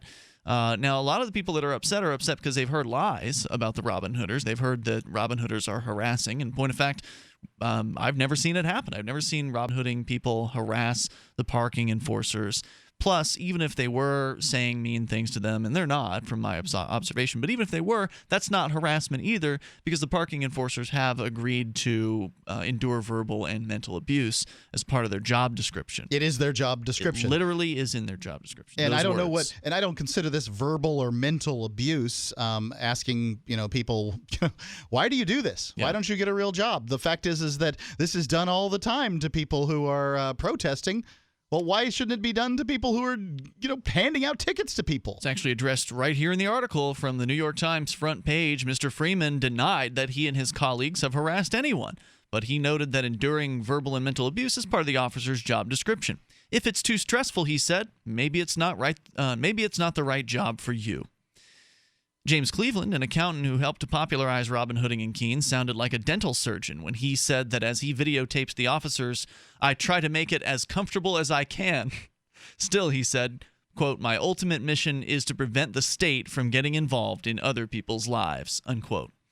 Danbury continues, but there are reasons the state uses parking meters, tickets, and even tow trucks. According, they're not very inventive. The fact is that no other organization charges you to park the way that the government does. Yes, there are places that will charge you to park because they're parking. That's their sort of their job description or whatever. But the city does it really differently than most places do it. And here in Keene, there doesn't need to be a dearth of parking because businesses can handle that on their own. They can figure it out on their own. Well, the question on the radio this morning is, well, why aren't they? If a business owner, why aren't they? Indeed, if business owners could go and build their own parking garage, why don't they? Why don't they pay the money? Well, because the city has because it's not worth doing. The city has the monopoly. You have to compete why with doesn't the city give up its parking? Why doesn't it sell it to somebody else? Do you think that business owners would like to buy the parking space out in front of their businesses? Why doesn't the city offer it? So there are reasons they use parking meters, tickets, and even tow trucks, according to Gary Lamoureux, Keene's project manager for parking and the only city official to comment for the story. It is, he says, quote, to have turnover for the business owners in the downtown area, unquote. In other words, to support the marketplace. But Dan, Barry, did you talk to any of the business owners in downtown Keene while you were here in town? Did you investigate their positions on these matters? Because over at freekeene.com, we have published 2 of the letters to the editor that was sent to the local newspaper from business owners opposing the increase. There's proposed increase in parking rates here and parking fines. Those business owners are already upset at the existing parking monopoly. Has there been a business owner that's written in and said, yes, let's raise the rates? I haven't seen it. I mean, honestly, I don't read every newspaper's letters section, so I can't guarantee you I would have seen it had they done so. But nothing we've seen. There was definitely business owners who signed a petition. 30 of them signed a petition to oppose. Downtown business owners signed a petition to oppose those rates. So they came out. They were willing to come out and take a stand on this issue. That's how important it is. Because normally a business owner is going to stand in the shadows and not want to, stick their neck out. Yep. Apparently, they don't feel terribly supported by the city, or they don't want any more support. Yeah. Please don't give us any more of your support. We've had it. In December, a Cheshire County Superior Court judge cited free speech protections in dismissing the city's complaint against the Robin Hooders, as well as its request to be reimbursed for costs that included therapy session for the officers. The activists celebrated a victory in the courts that they disdain. The city appealed. Yep, that's accurate. I disdain those courts. 855-450-FREE. That's 855-450-3733. But sometimes those courts are correct in their decisions, and they should be appreciated when they do the right thing. More coming up here in moments. You can take control on Free Talk Live. Have you ever thought you'd like to buy and sell houses but didn't know how or where to begin? Do you fear your job is in jeopardy, or is your business income reduction keeping you awake at night? We're in the best time in 25 years to make a fortune in real estate without using your money or credit. My name is Ron LeGrand, and I've taught 500,000 people to do just that and personally bought hundreds of houses myself. If you'll call 800-970-6156, 24 hours, and leave your information, I'll send you the first 500 callers my hot new CD, Foreclosure Fortunes, and my best-selling book to help you get started absolutely free. I'll show you how to build a 6-figure income part-time with no previous experience and no license, even if you're a busy professional. Call 800-970-6156, 24 hours, and get my new book and CD free. That's 800-970-6156. Take your life back and make this your best year ever. Call 800-970-6156 now. Gentlemen, in search of $1 million smile that'll make them take notice, really get their attention? Then get the mud. My Magic Mud. The fluoride-free whitener with no chemicals, additives, GMOs, or bad taste. And safe to swallow. My Magic Mud detoxifies, reduces sensitivity, cleans and strengthens your teeth while it whitens. Comes as a powder for pure whitening power. Start looking good for that special someone. Get the mud now. MyMagicMud.com. I'm a very bad man. And today I watched you leave for work. Then I kicked your door and took your stuff. Without a door devil reinforcing your door frame, it was like you invited me. Don't worry, I'll check back in a couple weeks. Once you've got new stuff. Door Devils are available at participating Ace Hardware stores and locksmiths. Or visit doordevil.com. Since time began, tyrants have taken aim at personal liberties. Now there's a movie that aims back. The government has no more right to tell us what to put in our bodies than they have to take our guns or tell us what books we can read. 6 drug police were eaten by bears while raiding a marijuana farm. On your knees, you dirty hippie! Jesus. On your knees! What's the problem, officer? Today, many cops who enforce pot laws do so only because it provides them with cushy jobs, good benefits, and a chance to push people around. I was an undercover narcotics officer. The drug war is nothing but a farce. The Second Amendment says you gotta keep you and your gat intact. Guns and Weed, The Road to Freedom. A film by Michael W. Dean and Nima Vadadi. DVD available now at gunsandweed.com or on Amazon. That's gunsandweed.com. Makes the perfect gift. Remember, that's gunsandweed.com. Here's a chance to do a little activism while you're cruising Facebook, Twitter, or Google+. Between the LOL cats, the recipes, the hot girls, and the inspirational sunrise memes, Free Talk Live's post pass by your newsfeed. Like them, comment. It gives us more exposure. If you don't see our posts, click like at facebook.freetalklive.com and then hover over it to click Get Notifications. It's an easy way to spread the ideas of liberty a bit further. I know you're busy, but you can spare that 1/10 of a calorie it takes to click on something. Facebook.freetalklive.com. This is Mark of Free Talk Live. We've been witnessing a meltdown of the economic engine that powers our country. With a printing press tethered to Washington bureaucrats and New York central bankers, how can we trust paper money? For years, I've been buying gold and silver from Midas Resources, and you should too. Call 877-357-9938 for a free book titled 10 Reasons to Own Gold, or go to gold.freetalklive.com. Again, 877-357-9938. 877-357-9938. While our satellite channel is free to listen to, it's not free for us. You can help us cover our satellite costs with the chip-in on the right side of the page at lrn.fm.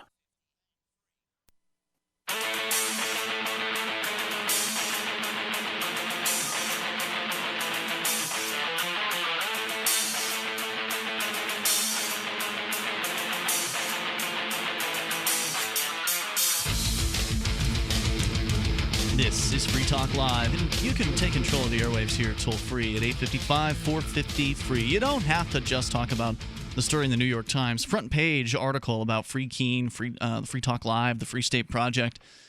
And we're still in the middle of it here. We're actually getting toward the very end of the piece. You're welcome to comment on whatever's on your mind at 855-450-FREE. And you can join us online. Just go to freetalklive.com and enjoy the features there. We give them to you. That's freetalklive.com. And we'll give you a free pound of coffee. If you go to coffee.freetalklive.com, you can get a free pound of some of the best coffee you're ever going to taste. BuzzBox coffee is delicious. It's organic, completely organic, shade grown, and top 1% Arabica grade beans. Grade Arabica beans. I'm not exactly sure how you say that. But I'm certain that the coffee that I drink on a regular basis is delicious. And it's free to you. Now, you pay for shipping, but you get to try out this great coffee. And why are we letting you try a delicious pound of coffee? Well, because we'd like you to continue to buy from there. And the reason is, for every 10 people that we get, they get their coffee through coffee.freetalklive.com, we are able to give one microloan to people around, somebody around the world, some family who needs, a variety of things that we may take for granted in our lives can make a tremendous difference in theirs. And that's all we're really hoping to do with this program. So go to coffee.freetalklive.com and help us give a hand up, not a handout, to people around the world. Coffee.freetalklive.com. Back to the story from the New York Times, wrapping up with Dan Barry's opinion piece about Free Keene, the Free State Project. Mr. Freeman said that some in the larger Free State Project disapproved of his tactics, believing they might alienate New Hampshire residents before the group has made clear its purpose. But he has no remorse, he said. Quote, "We've brought millions of dollars in press coverage," unquote. Ms. Garrick, the project's president, said... As he adds millions of dollars of press coverage. Yeah. The project's president. I don't know what buying a front page ad would cost. There aren't front page ads, but many thousands, maybe tens of thousands of dollars, and all over. It's amazing. The project's president said that we want to be good, productive neighbors who don't want to poison the well, unquote. But she added that Robin Hooding in Keene is evolving and has become a great means of outreach. Freedom is messy, she said. Mr. Freeman's movement has inspired many to take up activism. against him. The Stop Free Keene Facebook page has seen a recent spike in membership, and again, he means the group, not the page. There's two things. More than 850. It's now over 960 right now. I was just in there during the break. Didn't some of the activists buy clicks, buy friends for these people? I mean, they've been adding their... Oh, I don't know anything about that. Adding people. They're just doing all kinds of stuff. What I do know is that the Stop Free Keene Facebook group started last year. It was started in kind of response to the Robin Hooding controversy. And for a long while, it had about 24 members. And then earlier this year, probably a month or two ago, they started really ramping up, maybe just several weeks ago, but they started ramping up the membership. It went from 24 to 150 to 300 to 4, 5, 6. It's just been going up and up and up. And they'll add people in big batches. So it'll be one number one night, and the next day it'll be 100 more than that.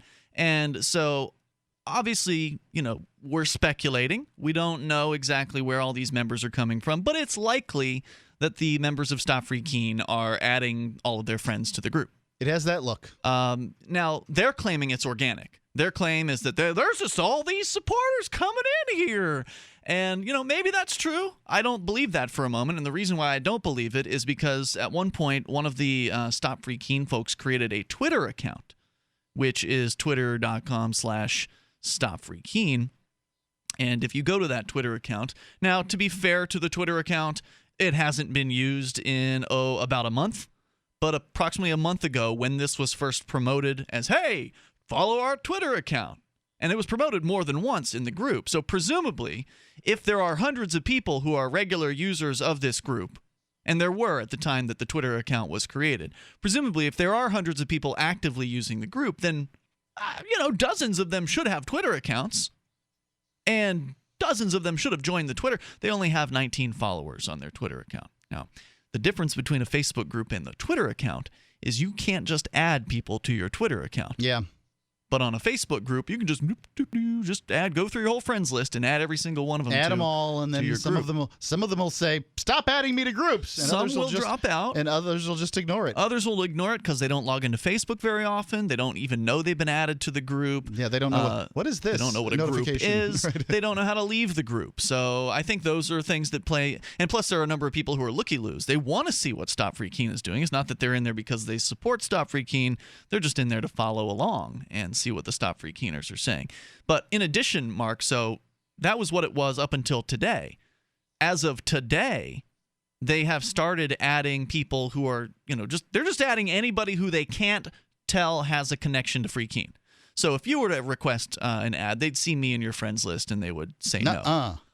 You're a bad person. Of course, they also know you too. And they've said terrible things about me and my family, and I'm not even a Free Keener. Yeah. I don't blog at Free Keene. My name's probably been mentioned there a handful of times. It has. So, but the point is, if you have any connection whatsoever to anybody in Free Keene or the Free State Project, you won't be allowed in. Let's not forget that these cowards could call in any single night of the week, and they could say whatever they want and talk to us, but they don't. They don't want to talk. They want to spread lies and disinformation. Right. I've got nothing nice to say. They claim it's the truth, Mark. They say they're spreading the truth about Free Keene. Now, here's the other thing. So remember, get on here and talk to tens of thousands of people when you do it. So I suspect that they've been just adding all their friends to their Facebook group, but as of today, they're also adding New York Times readers. So if you go into the Stop Free Keene group used to the purported purpose was to have a place where people can go to, be upset together about Free Keene.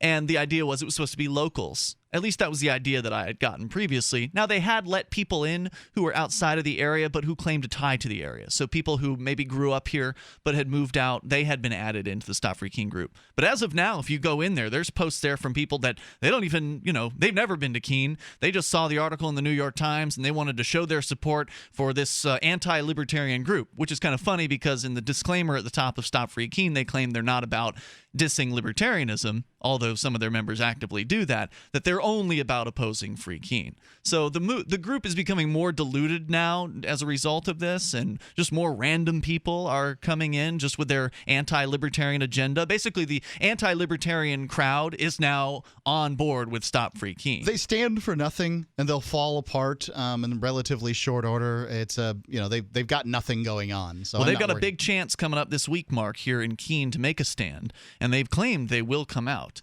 Of course, they've claimed that before on other things and have not. But in this case, this would be a good time for them to do so because there's going to be the People's Barbecue. Have you heard about this? The People's Barbecue is yes, I have. It's Garrett Ian from the Robin Hooders is going to put on a barbecue, a free barbecue. So anybody that comes out will get a free hot dog or whatever it is he's going to be cooking up out there.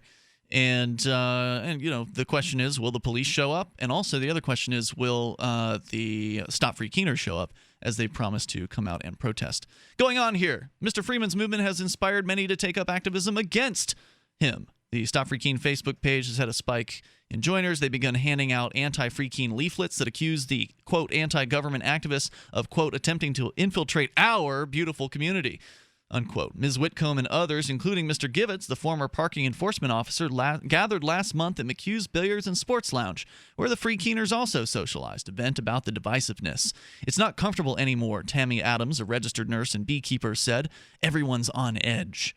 But the imperfect municipal compact of Keene has been around since 1753. Things have a way of sorting themselves out.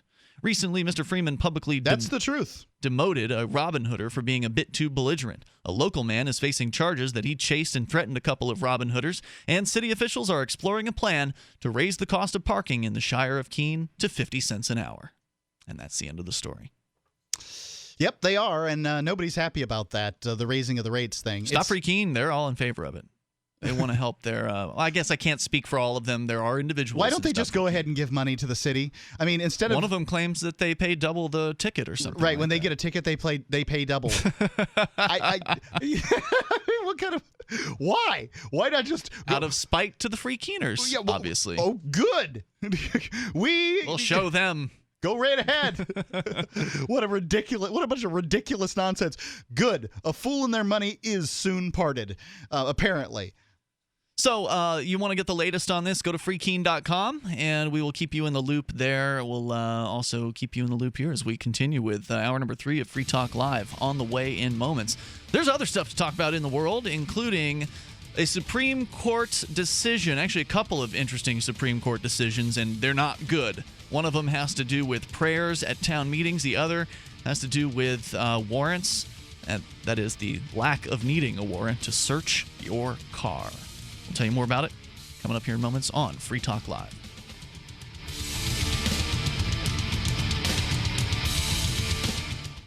Ross Ulbricht was arrested by the FBI in 2013 and charged with victimless crimes in relation to allegedly operating the Bitcoin-based Silk Road black market. He has been in a prison cell awaiting trial ever since. If he did it, he's a hero for making the black market a safer place. If he did not, he's a man wrongfully accused.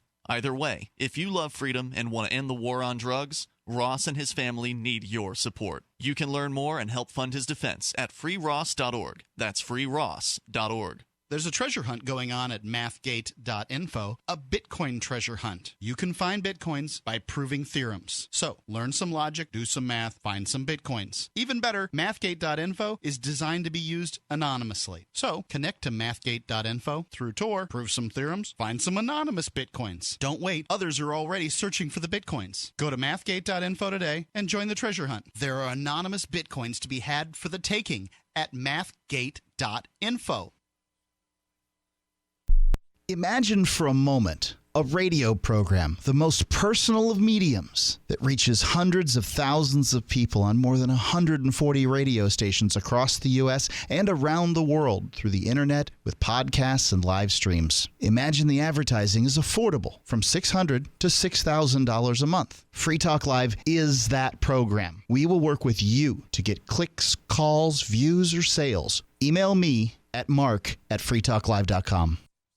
So you've heard all 3 hours of the latest episode of Free Talk Live, and you're still hungry for liberty-oriented audio content? Did you know that we have another 24/7 audio stream at LRN.FM? The Liberty Radio Network airs the latest episodes of some of the best liberty-oriented podcasts on the internet around the clock. In addition to recorded content, you'll also hear live shows like Free Talk Live, originating from our Keene, New Hampshire studio. So listen anytime at LRN.FM. That's LRN.FM.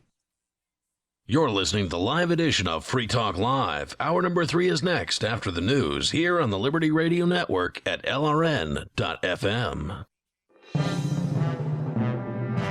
This is the Liberty Beat, your daily source for liberty news and activist updates, online at thelibertybeat.com. I'm Brian Hagan with your Liberty Beat for Monday, May 5th, 2014. Gold opened today at $1,314, silver opened at $19.65, and Bitcoin is trading at $433.66. Support for the Liberty Beat comes from Voice and Exit, maximizing human flourishing through radical innovation. Tickets on sale now. Get 10% off with promo code FREEDOM. June 21st at Austin Music Hall. Get yours at voiceandexit.com. And support comes from Dorothy Erminger at Capstar Lending. For your residential mortgage needs, call Dorothy, 512-343-6494, or apply online at calldorothy.com. NMLS 216624. On Thursday, the Austin City Council approved up to $270,000 for the purchase of a Linco Bearcat armored vehicle. The purchase is meant to replace one of 2 armored military-style vehicles already owned by the Austin Police Department. In an interview with the Liberty Beat, Mayor Lee Leffingwell said the intended use for the Bearcat is a hostage situation. I would say that's the example that comes to mind. Somebody's boarded up in a building with a hostage. That would be the primary situation. When asked if APD has ever used a Bearcat in a hostage situation, or if at all, Leffingwell responded, sometimes they bring out a SWAT vehicle in a situation where somebody might be cornered. They're used on a fairly regular basis, not necessarily with a formal siege or anything like that, but just on standby, ready position. The mayor did not provide an example of a previous situation where somebody might be cornered, leaving the intended everyday use of the Bearcat unspecified.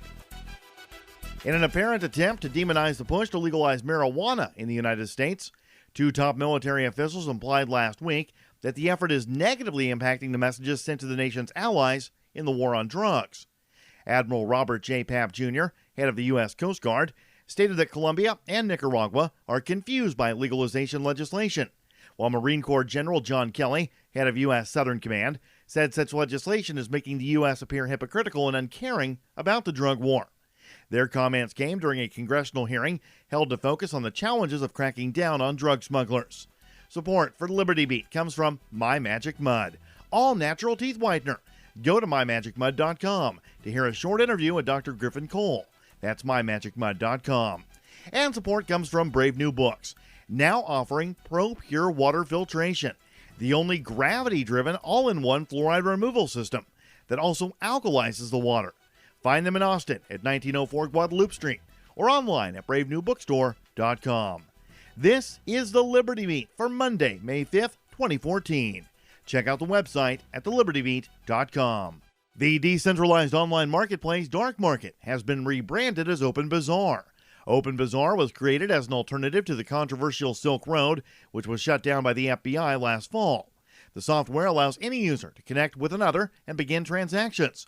A third trusted party is brought in as an arbiter, initiating the release of the purchaser's funds. Developer Amir Taki says the Open Bazaar is not looking to fit into the status quo, but rather challenge it. A group of coders called the Unsystem, including Cody Wilson, the mastermind behind printing 3D weapons, and Bitcoin project developer Amir Taki, have developed software capable of preventing Bitcoin transactions from being tracked. The software, called the Dark Wallet, is reportedly designed to protect its users' identities far more strongly than the partial privacy protections Bitcoin offers in its current form. A report by the American Lung Association reveals that nearly half of Americans are living in areas with unhealthy levels of air pollution. Data collected from 2010 through 2012 indicates that smog worsened in 22 of 25 of the biggest cities in the United States. New research shows exposure to smog and soot particles are far more harmful at lower levels than previously thought. Over the last decade, researchers have pointed to air pollution as being connected to heart disease and respiratory illness, also increasing the possibility of developing lung cancer. The ALA and the EPA are pushing hard to ensure that states are meeting air pollution standards. Support for Liberty Beat comes from Mass Appeal, affordable, high-quality printing, now accepting Bitcoin. Online, massappealinc.com. And support comes from GrowYourOwnGroceries.org. Homegrown food on every table. That's GrowYourOwnGroceries.org. This is the Liberty Beat for Monday, May 5th, 2014. I'm Brian Hagan reporting. Reminding you, spread liberty with a smile. Following reports that local full-blown alcoholic Ken Matheson has such great friends that let him drink himself to death right before their eyes, the 32-year-old man spoke to reporters during a typical evening of binging with his closest friends. Man, these guys are like brothers to me. I don't know what I'd do without them. The chemically dependent man, who can reportedly always count on his friends to look the other way, facilitate belligerent behavior, and encourage his self-destructive impulses, informed reporters that the members of his tight-knit circle are, quote, the best buddies a guy could ask for. Can you just shut the f*** up? Seriously. Just shut the f*** up. I lost them. Back down. Keep going. What the f*** are you looking at? I love you, man. I love you. Check this week's Onion Review for further developments. I love you. Oh, God, I love everybody. This is the Onion News Network.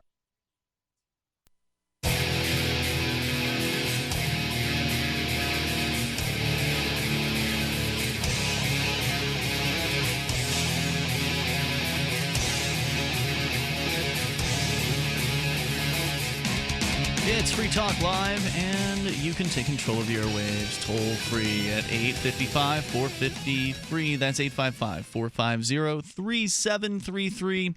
Join us online at freetalklive.com and enjoy the features there for free. You get to create the content that you see there on the website. Everything on the front page, the numbered items as you roll down the page, those are all submitted by listeners like you and then voted up or down, depending on how you feel about what you see there. So you can get interactive. You need a Reddit account, but those are free, and the Free Talk Live account is free. Then get both of those accounts. You link them together in a very simple process, and you're good to go. You can vote and submit content at your leisure at freetalklive.com, and it's helpful for us and we get some idea of what you think's interesting. And the we in the studio tonight includes me, Ian. And me, Mark. We've been talking for the majority of the show about the New York Times piece about Free Keene and the Free State Project, although the folks over at Stop Free Keene believe that the piece is actually about them. And to some extent, it certainly is. They claim that the reporter actually came to them first and set up an appointment to sit down and talk with them, and then he just randomly came by the Keene Activist Center after that. So that makes them feel very, very special. Okay. So we'll continue here. We finished the article in the last hour. What those folks should remember is what you resist persists. Oh, it's certainly true. The fact is the activists really don't care about negative publicity in this circumstance. This is negative publicity in my opinion. And yeah, I think it's fine that they're out there. The Stop You're Free excited. Keeners. No, you're excited about the article. You're excited about the Stop Free Keeners. You know that those people give you publicity. You're not looking to necessarily create good, positive PR inside the community. That's not your goal. So all they're doing is helping you achieve your goal. So let's continue here. We'll go with your calls. And then I've got an interesting comment from the Stop Free Keene group that I think encapsulates the viewpoint of the person who believes in the system. Okay. Like this is a person, I will read this comment, of a person who does not believe they are enslaved in any way, shape, or form. Let's go to Perry, listening in somewhere in the United States. Perry, you're on Free Talk Live. Yeah, how are you guys tonight? What's on your mind, Perry? Okay, well, there's a few things on my mind, but the main thing is, you got the Army and the offices, and they can get away with shooting people, and I know they say it's under the job, but if a regular person shoots someone, they get the death penalty. I think that's a little bit too harsh, seeing there is no God, so there is no right for anyone to do that. I think giving them life is worse than murder anyway, because they got to live with guys the rest of their lives. Yeah. Undesirable guys as well. Mark, didn't you guys get into detail on this story or this issue? Were you talking about this last night? I thought I overheard something. Yeah, we did talk about this last night, the death penalty and that sort of thing. And, I think that it's debatable as to whether or not life in prison is a worse punishment than death penalty, but I think some would claim it was. Mostly because people can't come up with the intestinal fortitude to kill themselves in many cases, so they have to live out life in prison. But you have no hope of leaving when you've got life. I've met plenty of people, several people, who have no chance of ever leaving, and it's an incredible weight on them. Yeah, I think that's really great. But there's another thing that's bothering me, and since I'm on the air, let me get this. Okay. I do not agree with that germ out in Nigeria. He's got 200 virgins, and, those poor girls are not going to have a life. Who is this? Some kind of dictator? Who are you talking about? And, I think you guys should just strap me to the bomb, and I'll just head directly for him. I don't know who you're talking about. Who is it in Nigeria that you're talking about? There's some young schoolgirls kidnapped. That's a very, very, very thing. It's really bothering me big. He's got a big smile, and I would just love to, hit him directly with the bomb. Okay. With me strapped to it, so we both could burn in hell. Thank you, Perry, for your call tonight. I appreciate it. Perry's adamant about this. Talking about, let's see here, Nigerian Islamist leader threatens to sell kidnapped girls. Would that be the story? Yeah, that doesn't sound very good. He's claimed responsibility for kidnapping hundreds of schoolgirls 3 weeks ago, called them slaves, and threatened to sell them in the market by Allah. Yeah, not cool. This is the problem with these old religions that accept slavery. The fact is that Christianity, the Old Testament at the very least, accepts slavery. I don't know that the New Testament, I don't know that it talks about that or not. It would be interesting to sort of look that up, but it's hard to believe that there weren't any slaves 2,000 years ago in Jerusalem and the surrounding area. Western education should end, Mr. Sheku. This is Boko Haram. That's the group, the Nigerian Islamist group Boko Haram. The man is Abu Bakar Shekau. He claimed responsibility for doing this. Western education should end. Girls, you should go and get married. He claimed that he warned that he would give their hands in marriage because they are our slaves. We would marry them out at the age of 9. We would marry them out at the age of 12, he says. Sounds pretty young. Message was received by news agencies in Nigeria on Monday and is similar to previous videos purportedly from the group. It is the first time they have claimed responsibility for the kidnappings, which have gripped Nigeria, ignited a rare anti-government protest movement, and embarrassed the governor of President Goodluck Jonathan. That's who his name. has so far been able to unable to rescue any of the teenage girls. They were abducted from their school in a remote corner of northeastern Nigeria on April 14th. By some counts, 276 remain missing. The kidnappings are the latest assault by Boko Haram, which has committed dozens of massacres of civilians in its 5-year insurgency in Nigeria's north, with the aim of destabilizing and ultimately overthrowing the Nigerian government. Earlier this year, for instance, more than 50 teenage boys were slaughtered, some burned alive, at a government school in the north. That attack, like many others, was quickly forgotten in Nigeria and barely noticed outside of it. But the kidnappings of the girls have attracted rare international attention with foreign 2 governments. X chromosomes is more important than a Y chromosome. Yeah, so... some people, Mark, say that the activists in Keene should be focusing on more important things. They'll acknowledge the intellect of many of the activists here and say that it's a shame that it's being squandered on things like open container ordinances and Robin Hooding and saving people from parking tickets. I don't think it's necessarily the best use of activist time either, but none of them listen to me. None of them care what I have to say as far as what would you suggest they do instead? I think that there have been a lot of successes inside people running for office. And you can only do that once every 2 years. Yeah. So with the rest of the year, what do you do? You can work within the party system to see how successful you can be. I mean, There's not much going on there, though. I mean, the Republicans and Democrats only meet once a month. You're not creating positive, there was a poll done Now, the veracity of the poll has been questioned, but I don't know. At this point, all I know is that it's a guy true. talking to drunken people in the bars in Keene on a Friday night is not a poll. It's a poll. That's just a guy talking to some drunken people. But by that evidence, Mark, I took a poll yesterday. I was on the streets of Keene. Did you have 160 people? Why, yes, actually, I did Okay, talk great. to at least I'd love that to hear many this. people. I talked to, I got actually probably, dozens of signatures on the streets of Keene yesterday afternoon in about an hour and a half. And these are people who are very excited about Robin Hood, Cop Block.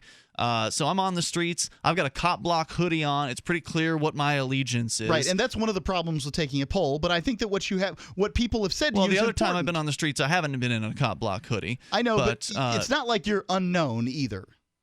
Well, not everybody knows who I am. Well, and if I'm somebody saying has is, something look, nasty to say, they could certainly say it. But not one person of the dozens that I talked to yesterday, not a single person had anything nasty to say or anything bad to say. I think that's awesome. Everyone was overwhelmingly positive towards Robin Hooding and Cop Block. These were unsolicited comments. I was only talking to them about parking, and I was trying to get them to sign a petition to oppose parking enforcement, or not oppose parking enforcement, oppose the increase in parking rates. And they brought up on their own, hey, are you with Cop Block? Are you with the Robin Hooders? Yes. And then they would say all kinds of just nice things. No doubt, about I it. would love to see an actual scientific poll done of the people of Keene to see what your market penetration is and what the positive reaction is, because I think it's...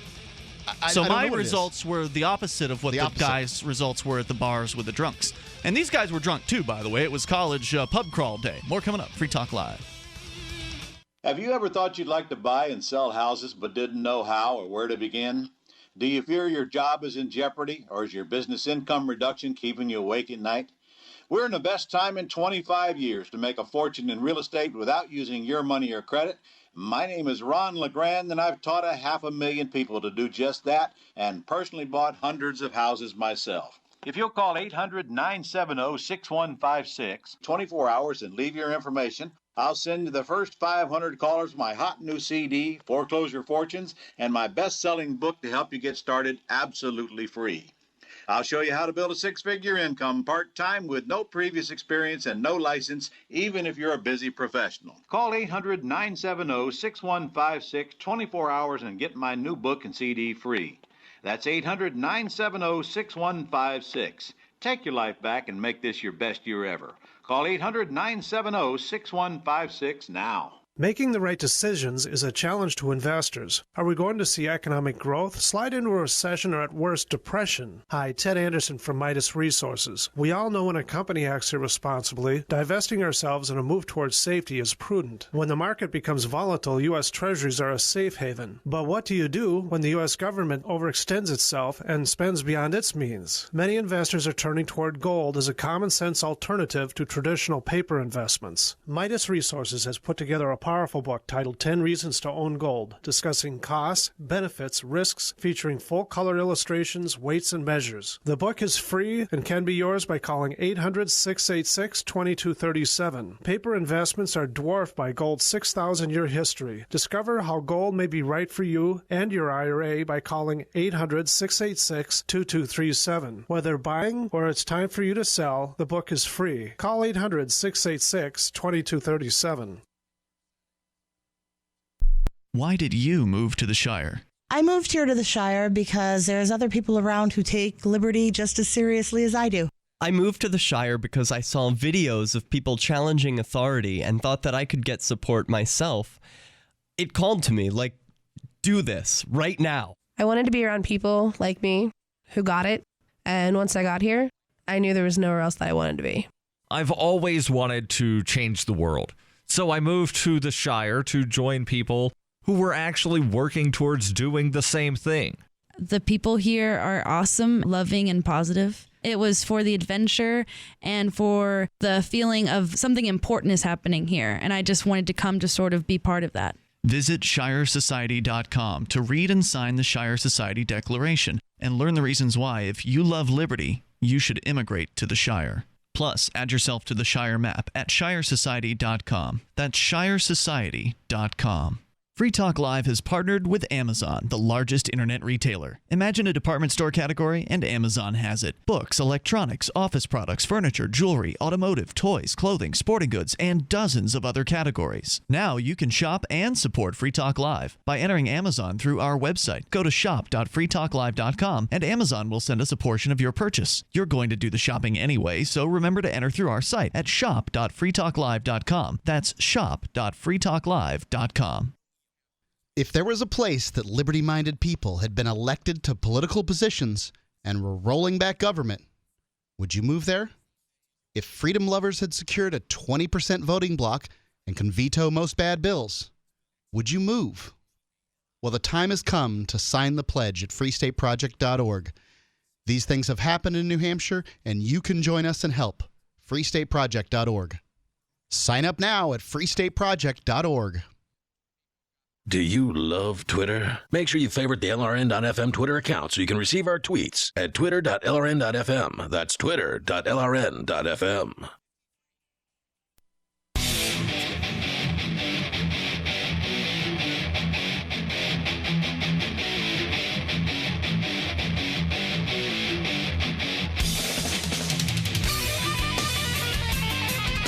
Free Talk Live. Take control toll free here at 855-450-FREE. That's 855-450-3733. You can join us online. Just drop by freetalklive.com and enjoy the features that we share with you on the site. If you enjoy the show, there are lots of ways to support Free Talk Live. We can tell you about that later.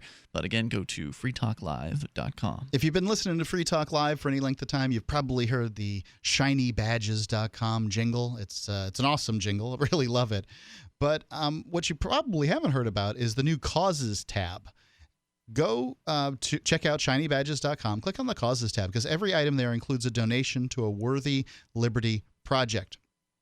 So you can go and click on the anonymous pen, and if you buy that, it'll donate to the Electronic Freedom Foundation. Click on the Shire Society pen, it'll donate to Shire Sharing. Click on the Thanks But No Tanks pen. If you buy that, it'll donate to the Bearcat Defense Fund.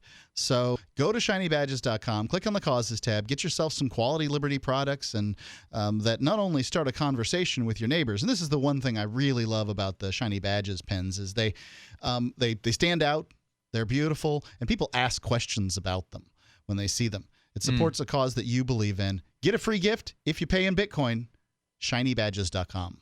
All right, so we continue here, and I'm not sure which of these stories is more outrageous. Supreme Court decision in Pennsylvania says the police no longer need a warrant to search your vehicle, or the Supreme Court in the United States has ruled that apparently there's no violation of the Constitution by having a Christian prayer in front of public meetings. We can talk more further about both of those if we get the chance. I wanted to share this excerpt from a post on the Stop Free Keene group, just to kind of harken back to a conversation we were having earlier. You were saying, Mark, that people know that they're enslaved, that the people realize, when they get a ticket, that they're under the threat of some sort of consequence, and that people are aware of that threat. Is that essentially what you said earlier?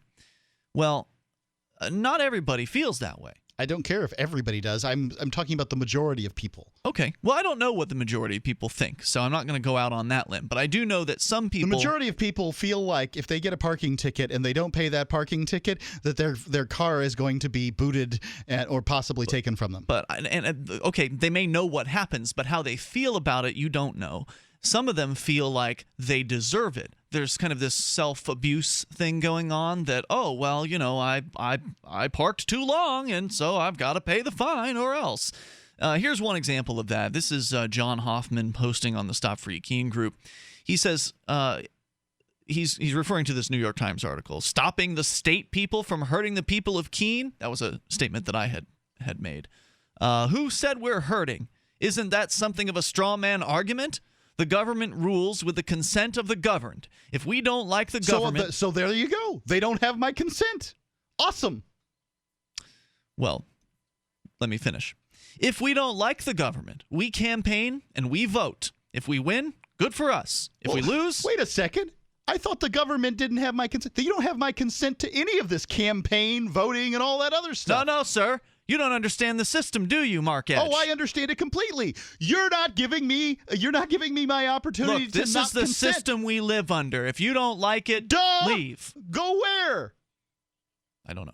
Right. That's the nonsense. We did pick up and move our lives for more freedom. We came to New Hampshire, and we're going to create a place with more freedom. And if you don't like it, get the hell out. If we win, good for us. If we lose, oh well, maybe next time. We don't have tantrums and hissy fits and call the electorate stupid.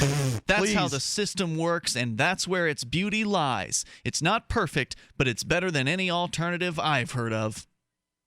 Well, I don't care what alternative you prefer. Here's what my alternative is. My alternative is that I can buy a piece of land, and I can let my friends, and we can create our own little governance there onside that piece of land and be left alone. No property taxes, no income taxes, in no way, shape, or form. We can create our own little society on that piece of land, and every piece we buy that's directly adjacent, we can continue to grow it, and then you'll leave us alone. Is that a deal? Well, no, it's not a deal.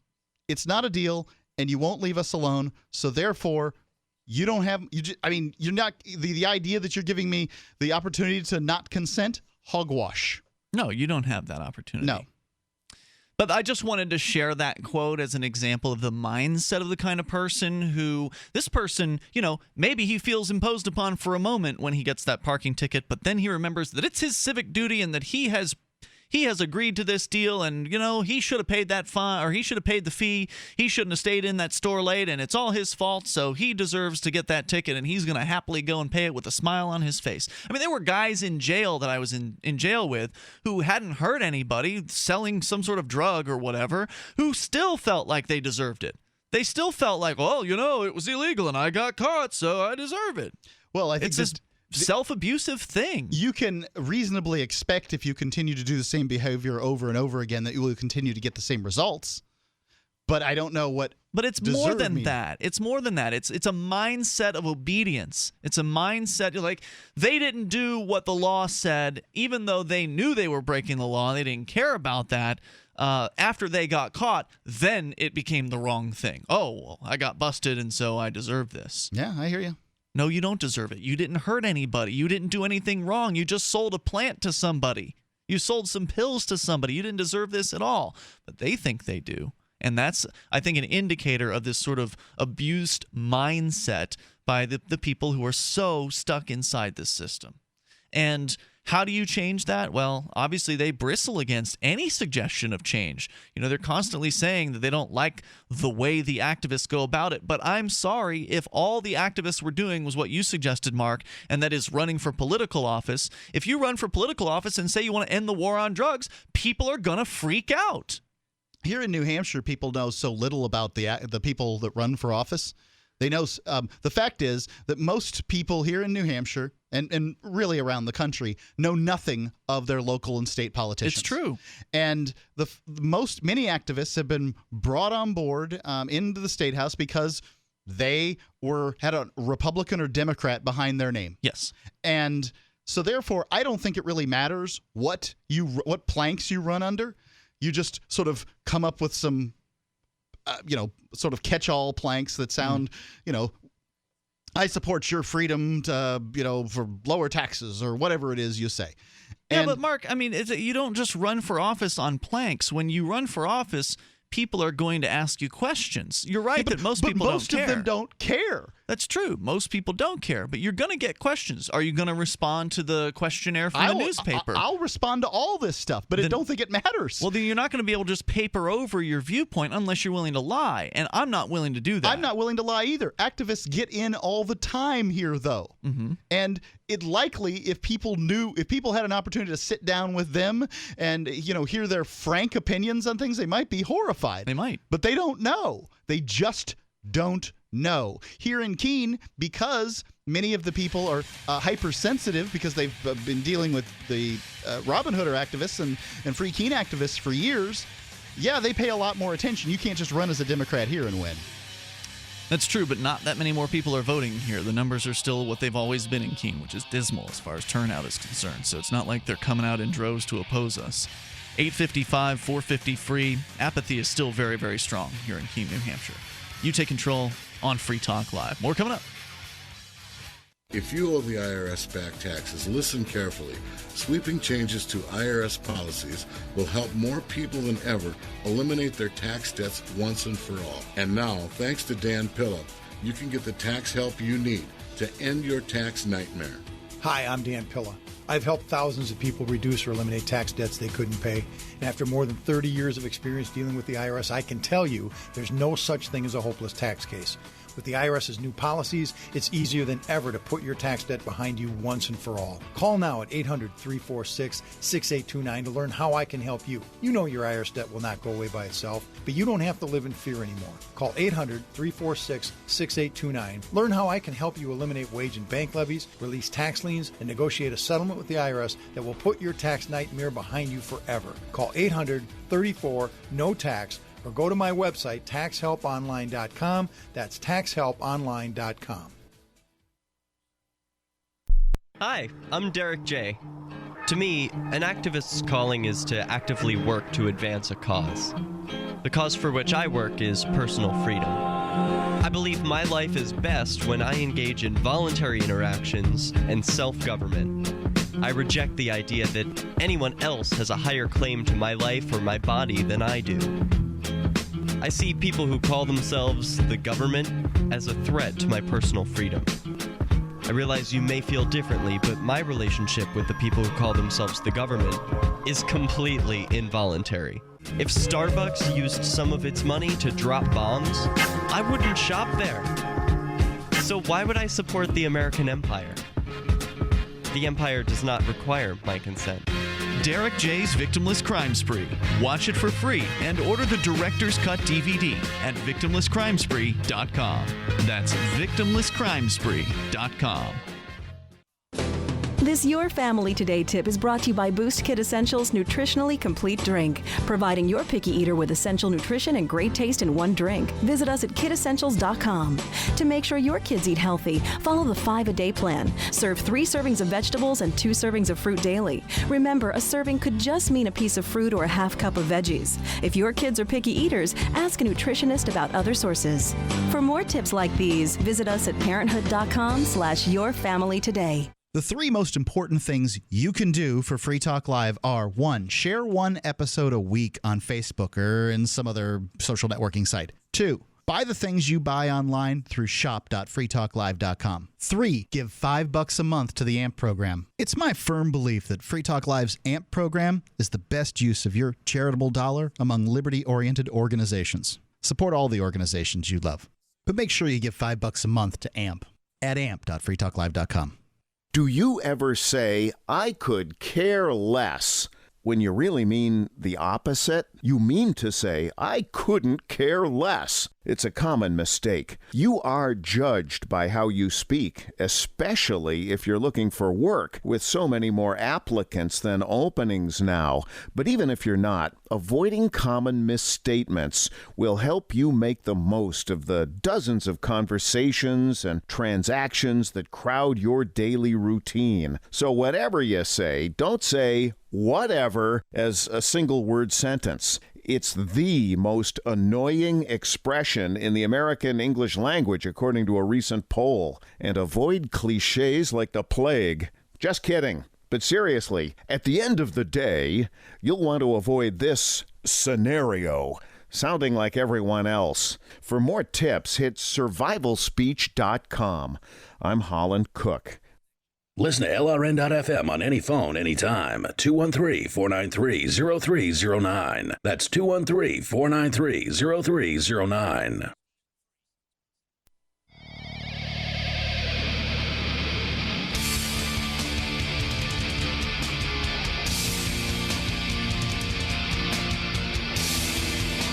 This is Free Talk Live. Take control, toll free here.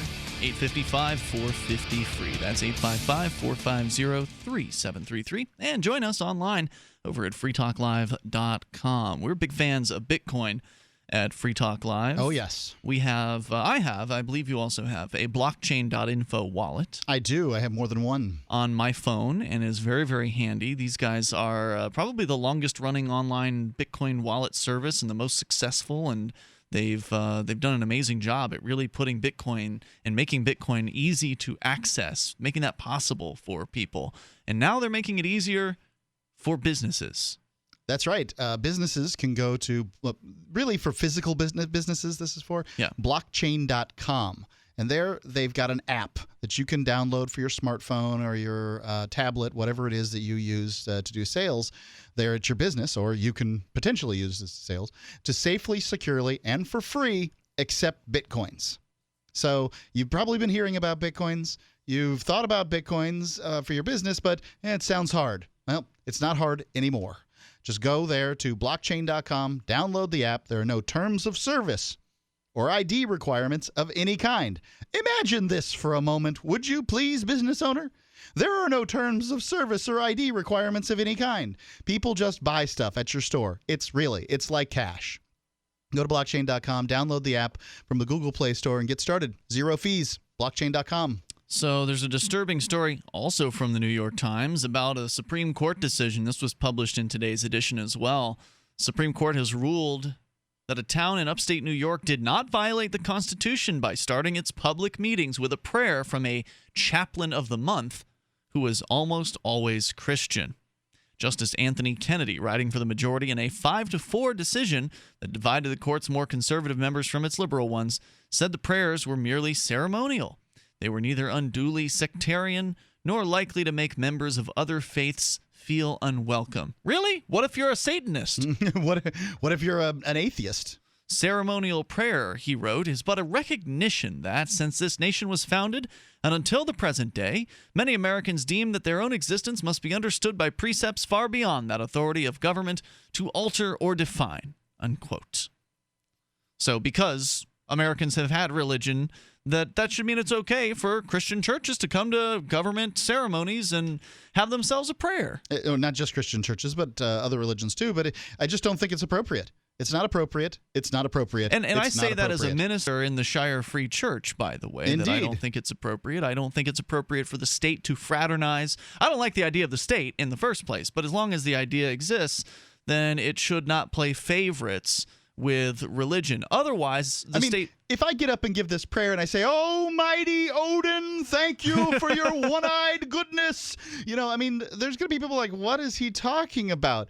There's no reason you should feel uncomfortable at these events. Yeah, and I felt uncomfortable. They actually had a minister or some sort of pastor give a prayer or a benediction, actually, I think is what they called it, at the ceremony for the swearing in of the mayor and the city councilors here in Keene. Mm-hmm. Some of the activists attended. We actually attended with the intention of performing a 2014 edition of the drinking game, wherein we would drink from bottles that, in theory, could have been filled with alcohol, like brown or green bottles. But it was, point in fact, filled with something else. Not alcoholic. But it was during that they actually had one of these things, and I was shocked that they would so brazenly just promote one religion during their government circumstance, or their government meeting, their government ceremony. So that's what we're dealing with in this case. It's not appropriate. It's Greece, New York. Now, in the dissenting opinion, Justice Elena Kagan said the town's practices could not be reconciled with the First Amendment's promise that every citizen, irrespective of her religion, owns an equal share of her government. Town officials I don't remember the First Amendment saying anything about you owning a share of the government, though. Town officials in Greece, New York, near Rochester, said that members of all faiths and atheists were welcome to give the opening prayer. In practice, however, almost all of the chaplains were Christian. Some of their prayers were explicitly sectarian, with references, for instance, to the saving sacrifice of Jesus Christ on the cross. What else are they going to say? In the name of Jesus, we thank you, amen. Things like this. It's, you've got to... if you're saying, "Dear God," what if there's more than one God in these people's minds? It's not appropriate. Right, just because it's not the place for it. If they open it up and they say, "Well, we're allowing anybody to come and do this," well, that's good. But not everyone should feel obligated. If you're sitting in the audience and you are upset at the fact that there's somebody there from a religion, saying things that make you feel, that you feel uncomfortable about, you shouldn't be obligated to say, well, I'm going to get up there my own prayer. Right. Not that the average person isn't outgoing enough to do something like that. Dear God, would you please save me from these people that think that they can just say whatever they want in front of a government meeting? The two town residents sued, saying the prayers ran afoul of the First Amendment's prohibition of government establishment of religion. Seems obvious. They said the prayers offended them and, in Justice Kennedy's words, quote, made them feel excluded and disrespected, unquote. But Justice Kennedy said the relevant constitutional question was not whether they were offended. He said that adults often encounter speech they find disagreeable. Well, yeah, but the idea is... But it's not coming from their government that they're forced to fund. Yeah. Look, if I go stand on the street corner and I say whatever I want to say, that's one thing. You're supposed to be able to do that. It's another thing entirely when it's done at a government meeting that I was forced to pay for. Yeah, it's offensive enough that I have to sit through a Pledge of Allegiance, let alone some prayer from another church. Justice Kennedy said traditions starting with the first Congress supported the constitutionality of ceremonial prayers at the start of legislative sessions. He added that it would be perilous for courts to decide when those prayers crossed a constitutional line and became impermissibly sectarian. The idea, look, is not to me to judge the content of the prayer. It's to have it even happen at all.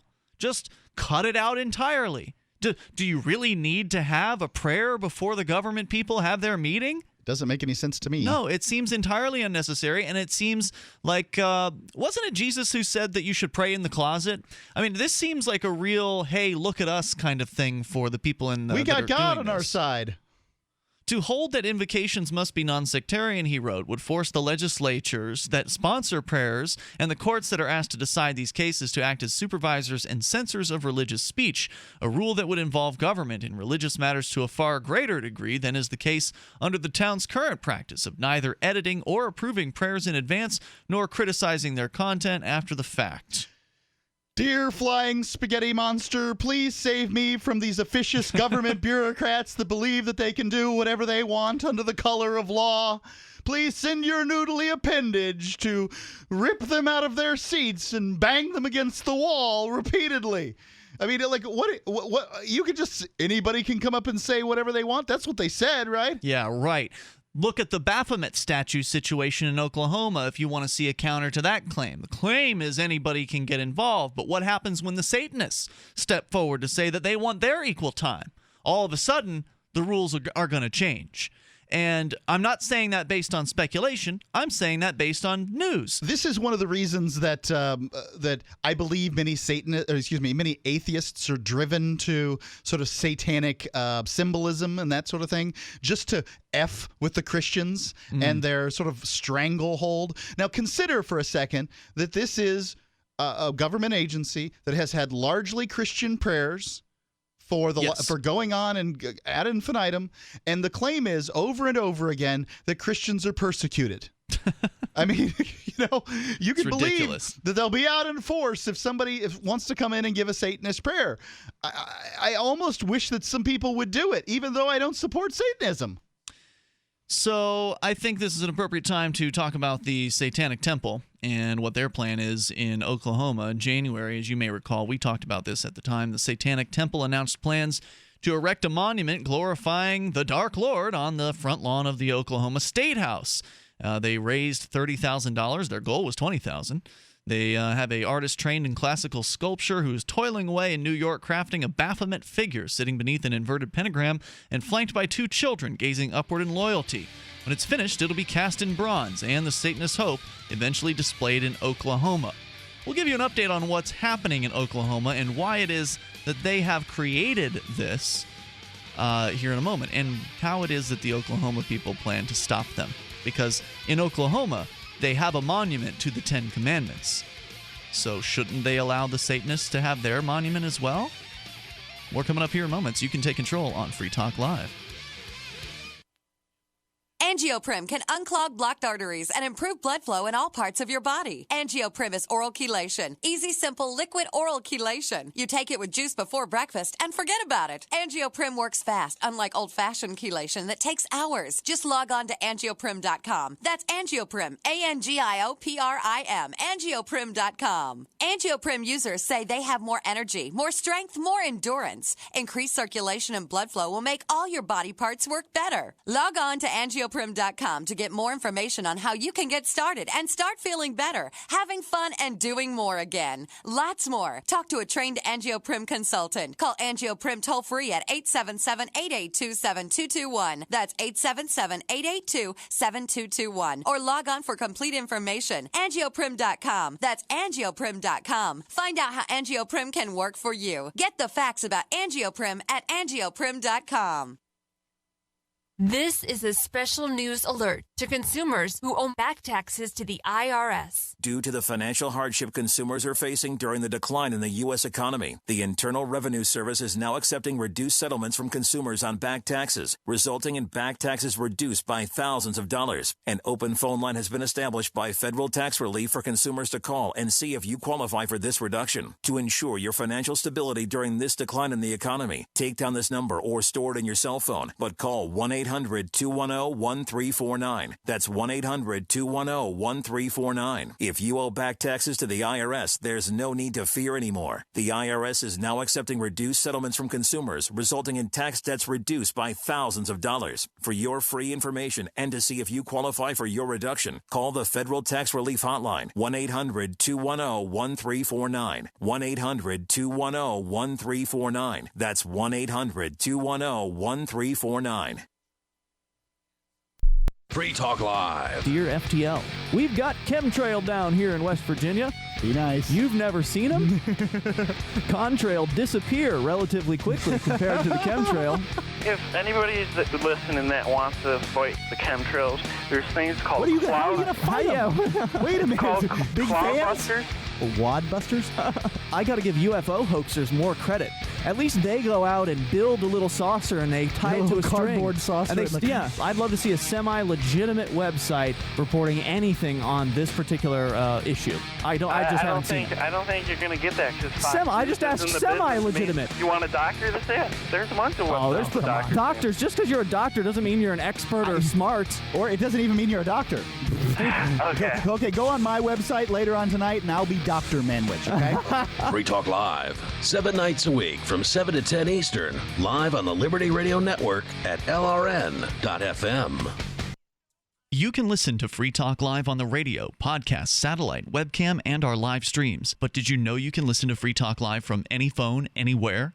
Add this number to your phone, 213-493-0308. It's a long-distance call, so make sure you're familiar with your phone's calling plan. The Listen Lines are airing the latest episode of Free Talk Live 24 hours a day, including our live shows. Call 213-493-0308. That's 213-493-0308.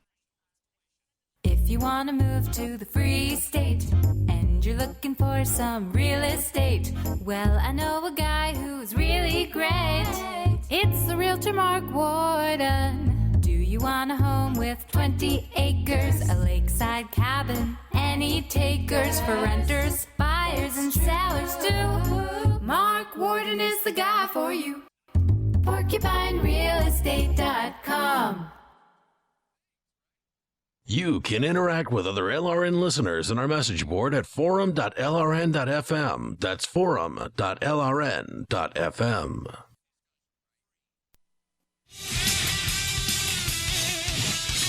This is Free Talk Live. Moments remain here, but enough time for you to get in with your thoughts about whatever you want. The toll-free number, 855-450-FREE. Join us online at freetalklive.com and enjoy all the features there. If you want to help support the show, please amp us. Go to amp.freetalklive.com.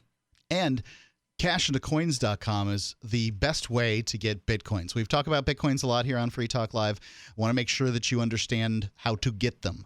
And it's not always that easy. A lot of people are confused how to get Bitcoins, but cashintocoins.com makes it easy. And they've got a big announcement coming soon that will make it even easier for you to get Bitcoins. Go to cashintocoins.com. The instructions there are clear, it's easy, safe, fast, legal, inexpensive, and customer service is their top priority. You just click on that contact link there and you email them at the support link, and they're going to get right back to you. I've done a lot of business with cashandcoins.com, and if I've got a problem or anything's not working out exactly the way I'd hoped, you just email them, and they take good care of you there. Cashandcoins.com. Their rates are awesome. Orders under $40 carry no fee. Get this, you can get into Bitcoins with no fee. Use a money order, check, wire transfer, cashandcoins.com. So, continuing here with the story from Vice.com, an update on the Baphomet statue that is being created by the folks calling themselves the Satanic Temple. Not sure if they actually really believe in Satan or if they're just really effective trolls. But they really are creating this humongous statue of Baphomet with two small children looking up at him, sitting in front of an upside-down pentagram.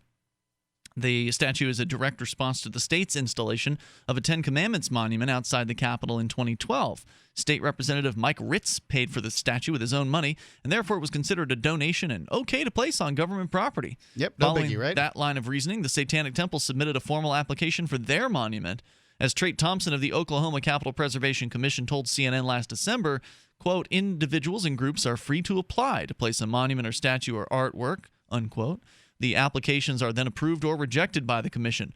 Unfortunately, the state has placed a halt on issuing permits for any other monuments until a lawsuit filed by the ACLU against Ritz's Commandments Monument is settled.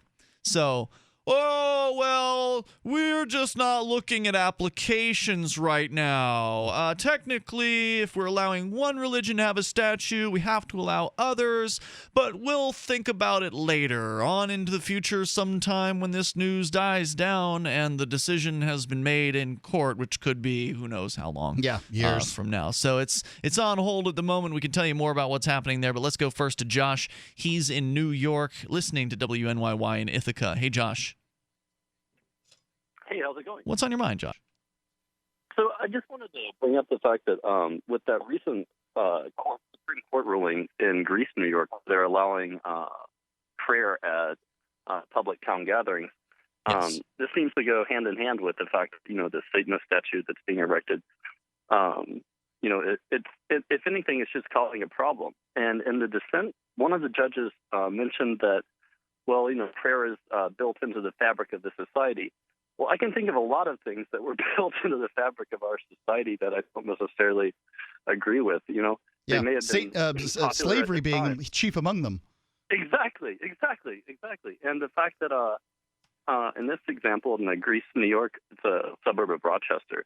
They're saying that we're going to allow prayer at the beginning of these functions. It's just such a slap in the face, and it forces people like me, who I don't believe in God. I mean, I am an atheist, but I keep, my thoughts to myself. I'm not trying to convert anyone. But if it's I were to show up at incredible pressure, though. I mean, because it is. It's awful. As soon as you hear like what you said, like in Jesus' name, amen. Then I'm sitting there and I'm like, oh, I have to choose a side. This is like an issue. Yeah. And I turn to people like the Satanists who I would never identify with, but I'm like, right on, But to me, it's like it's taking an issue and just making it on an abstract level even worse. But it's like getting down to it, the separation of church and state exists for a reason. I just can't believe in 2014 that kind of ruling would even be passed down. It's shocking. It baffles my mind. Yeah. And I mean, I've actually turned to organizations like Freedom from Religion, another move that I actually probably would never have made if it weren't for the fact that I felt like, Christianity being the example, and not to sound negative, but is being shoved down my throat. So we recently read, here on tonight's show, we read a thing about from some, politician or whatever they were, that said, government comes from the consent of the governed. Do you feel like you've given your consent to this? Because, I mean, clearly the Supreme Court said it's fine. The government said that you've given your consent, right? Exactly. And the fact that the taxpayer money is going to my money is going towards this, and that kind of speech is permitted, you're making my point for me, but yeah, and if you decided that you wanted to protest this and not pay taxes, then the very same people would be thanking God when the police come and throw you out of your home. violently. Precisely. And it's like I and other friends of like mine we just find ourselves in this position where we're just like, well, what are our options?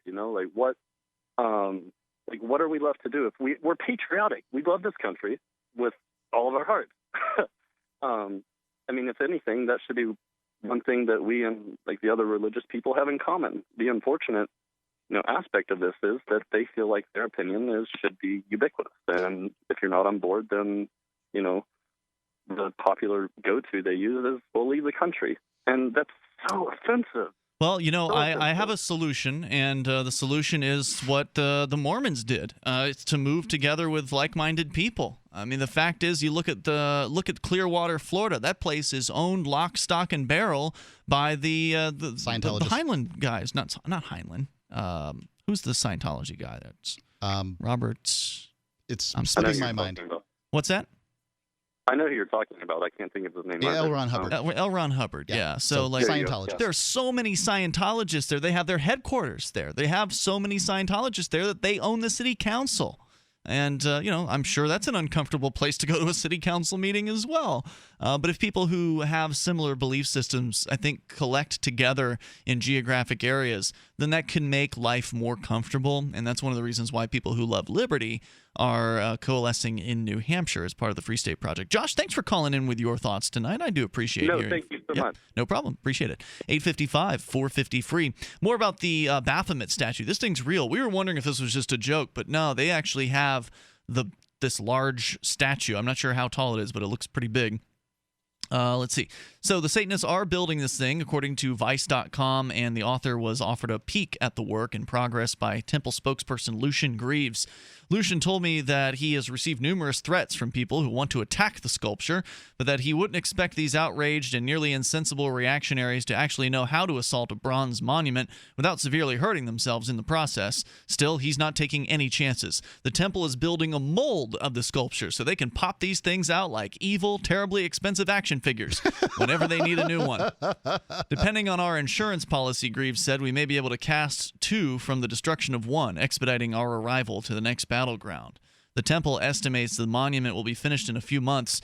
Once it's done, they plan to put it in front of the Oklahoma State House regardless of the Capitol Preservation Commission's ongoing battle against the ACLU.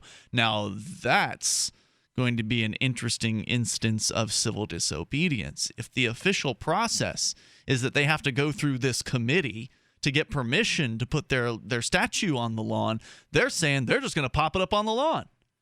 I mean, why shouldn't they? There's a Ten Commandments statue there that is fairly large on the Oklahoma State House, right there next to the front doors, essentially, of the Oklahoma State House. So they're going to do the same thing. Yeah, it's interesting. There's a permit process. And, of course, I'm sorry, you just, you didn't make the window. There are no permits available. We're just not issuing permits right now. As though this isn't in some way discrimination. Right. Ridiculous. I just... was the permit process in place when the first... They feel they should be allowed because their application was submitted before the hullabaloo over Ritz's monument. So they had their application in before the commission decided we're not going to process applications anymore. Let's go to Jake in Utah. You're on Free Talk Live. Hey, Jake. Hey, I appreciate you taking my call. Welcome, sir. As a Christian, I feel like kind of the other side, that I don't appreciate atheism being forced down my throat. How is that Why can't happening? we just get along? Well, because he's saying, we've got to strip everything off of the base of the earth that has anything to do with God and with faith. And I didn't hear anyone say that. I didn't hear anyone say that, Jake.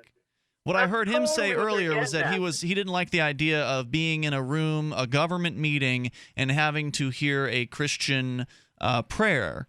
He didn't say he wanted to give you an atheist prayer in response.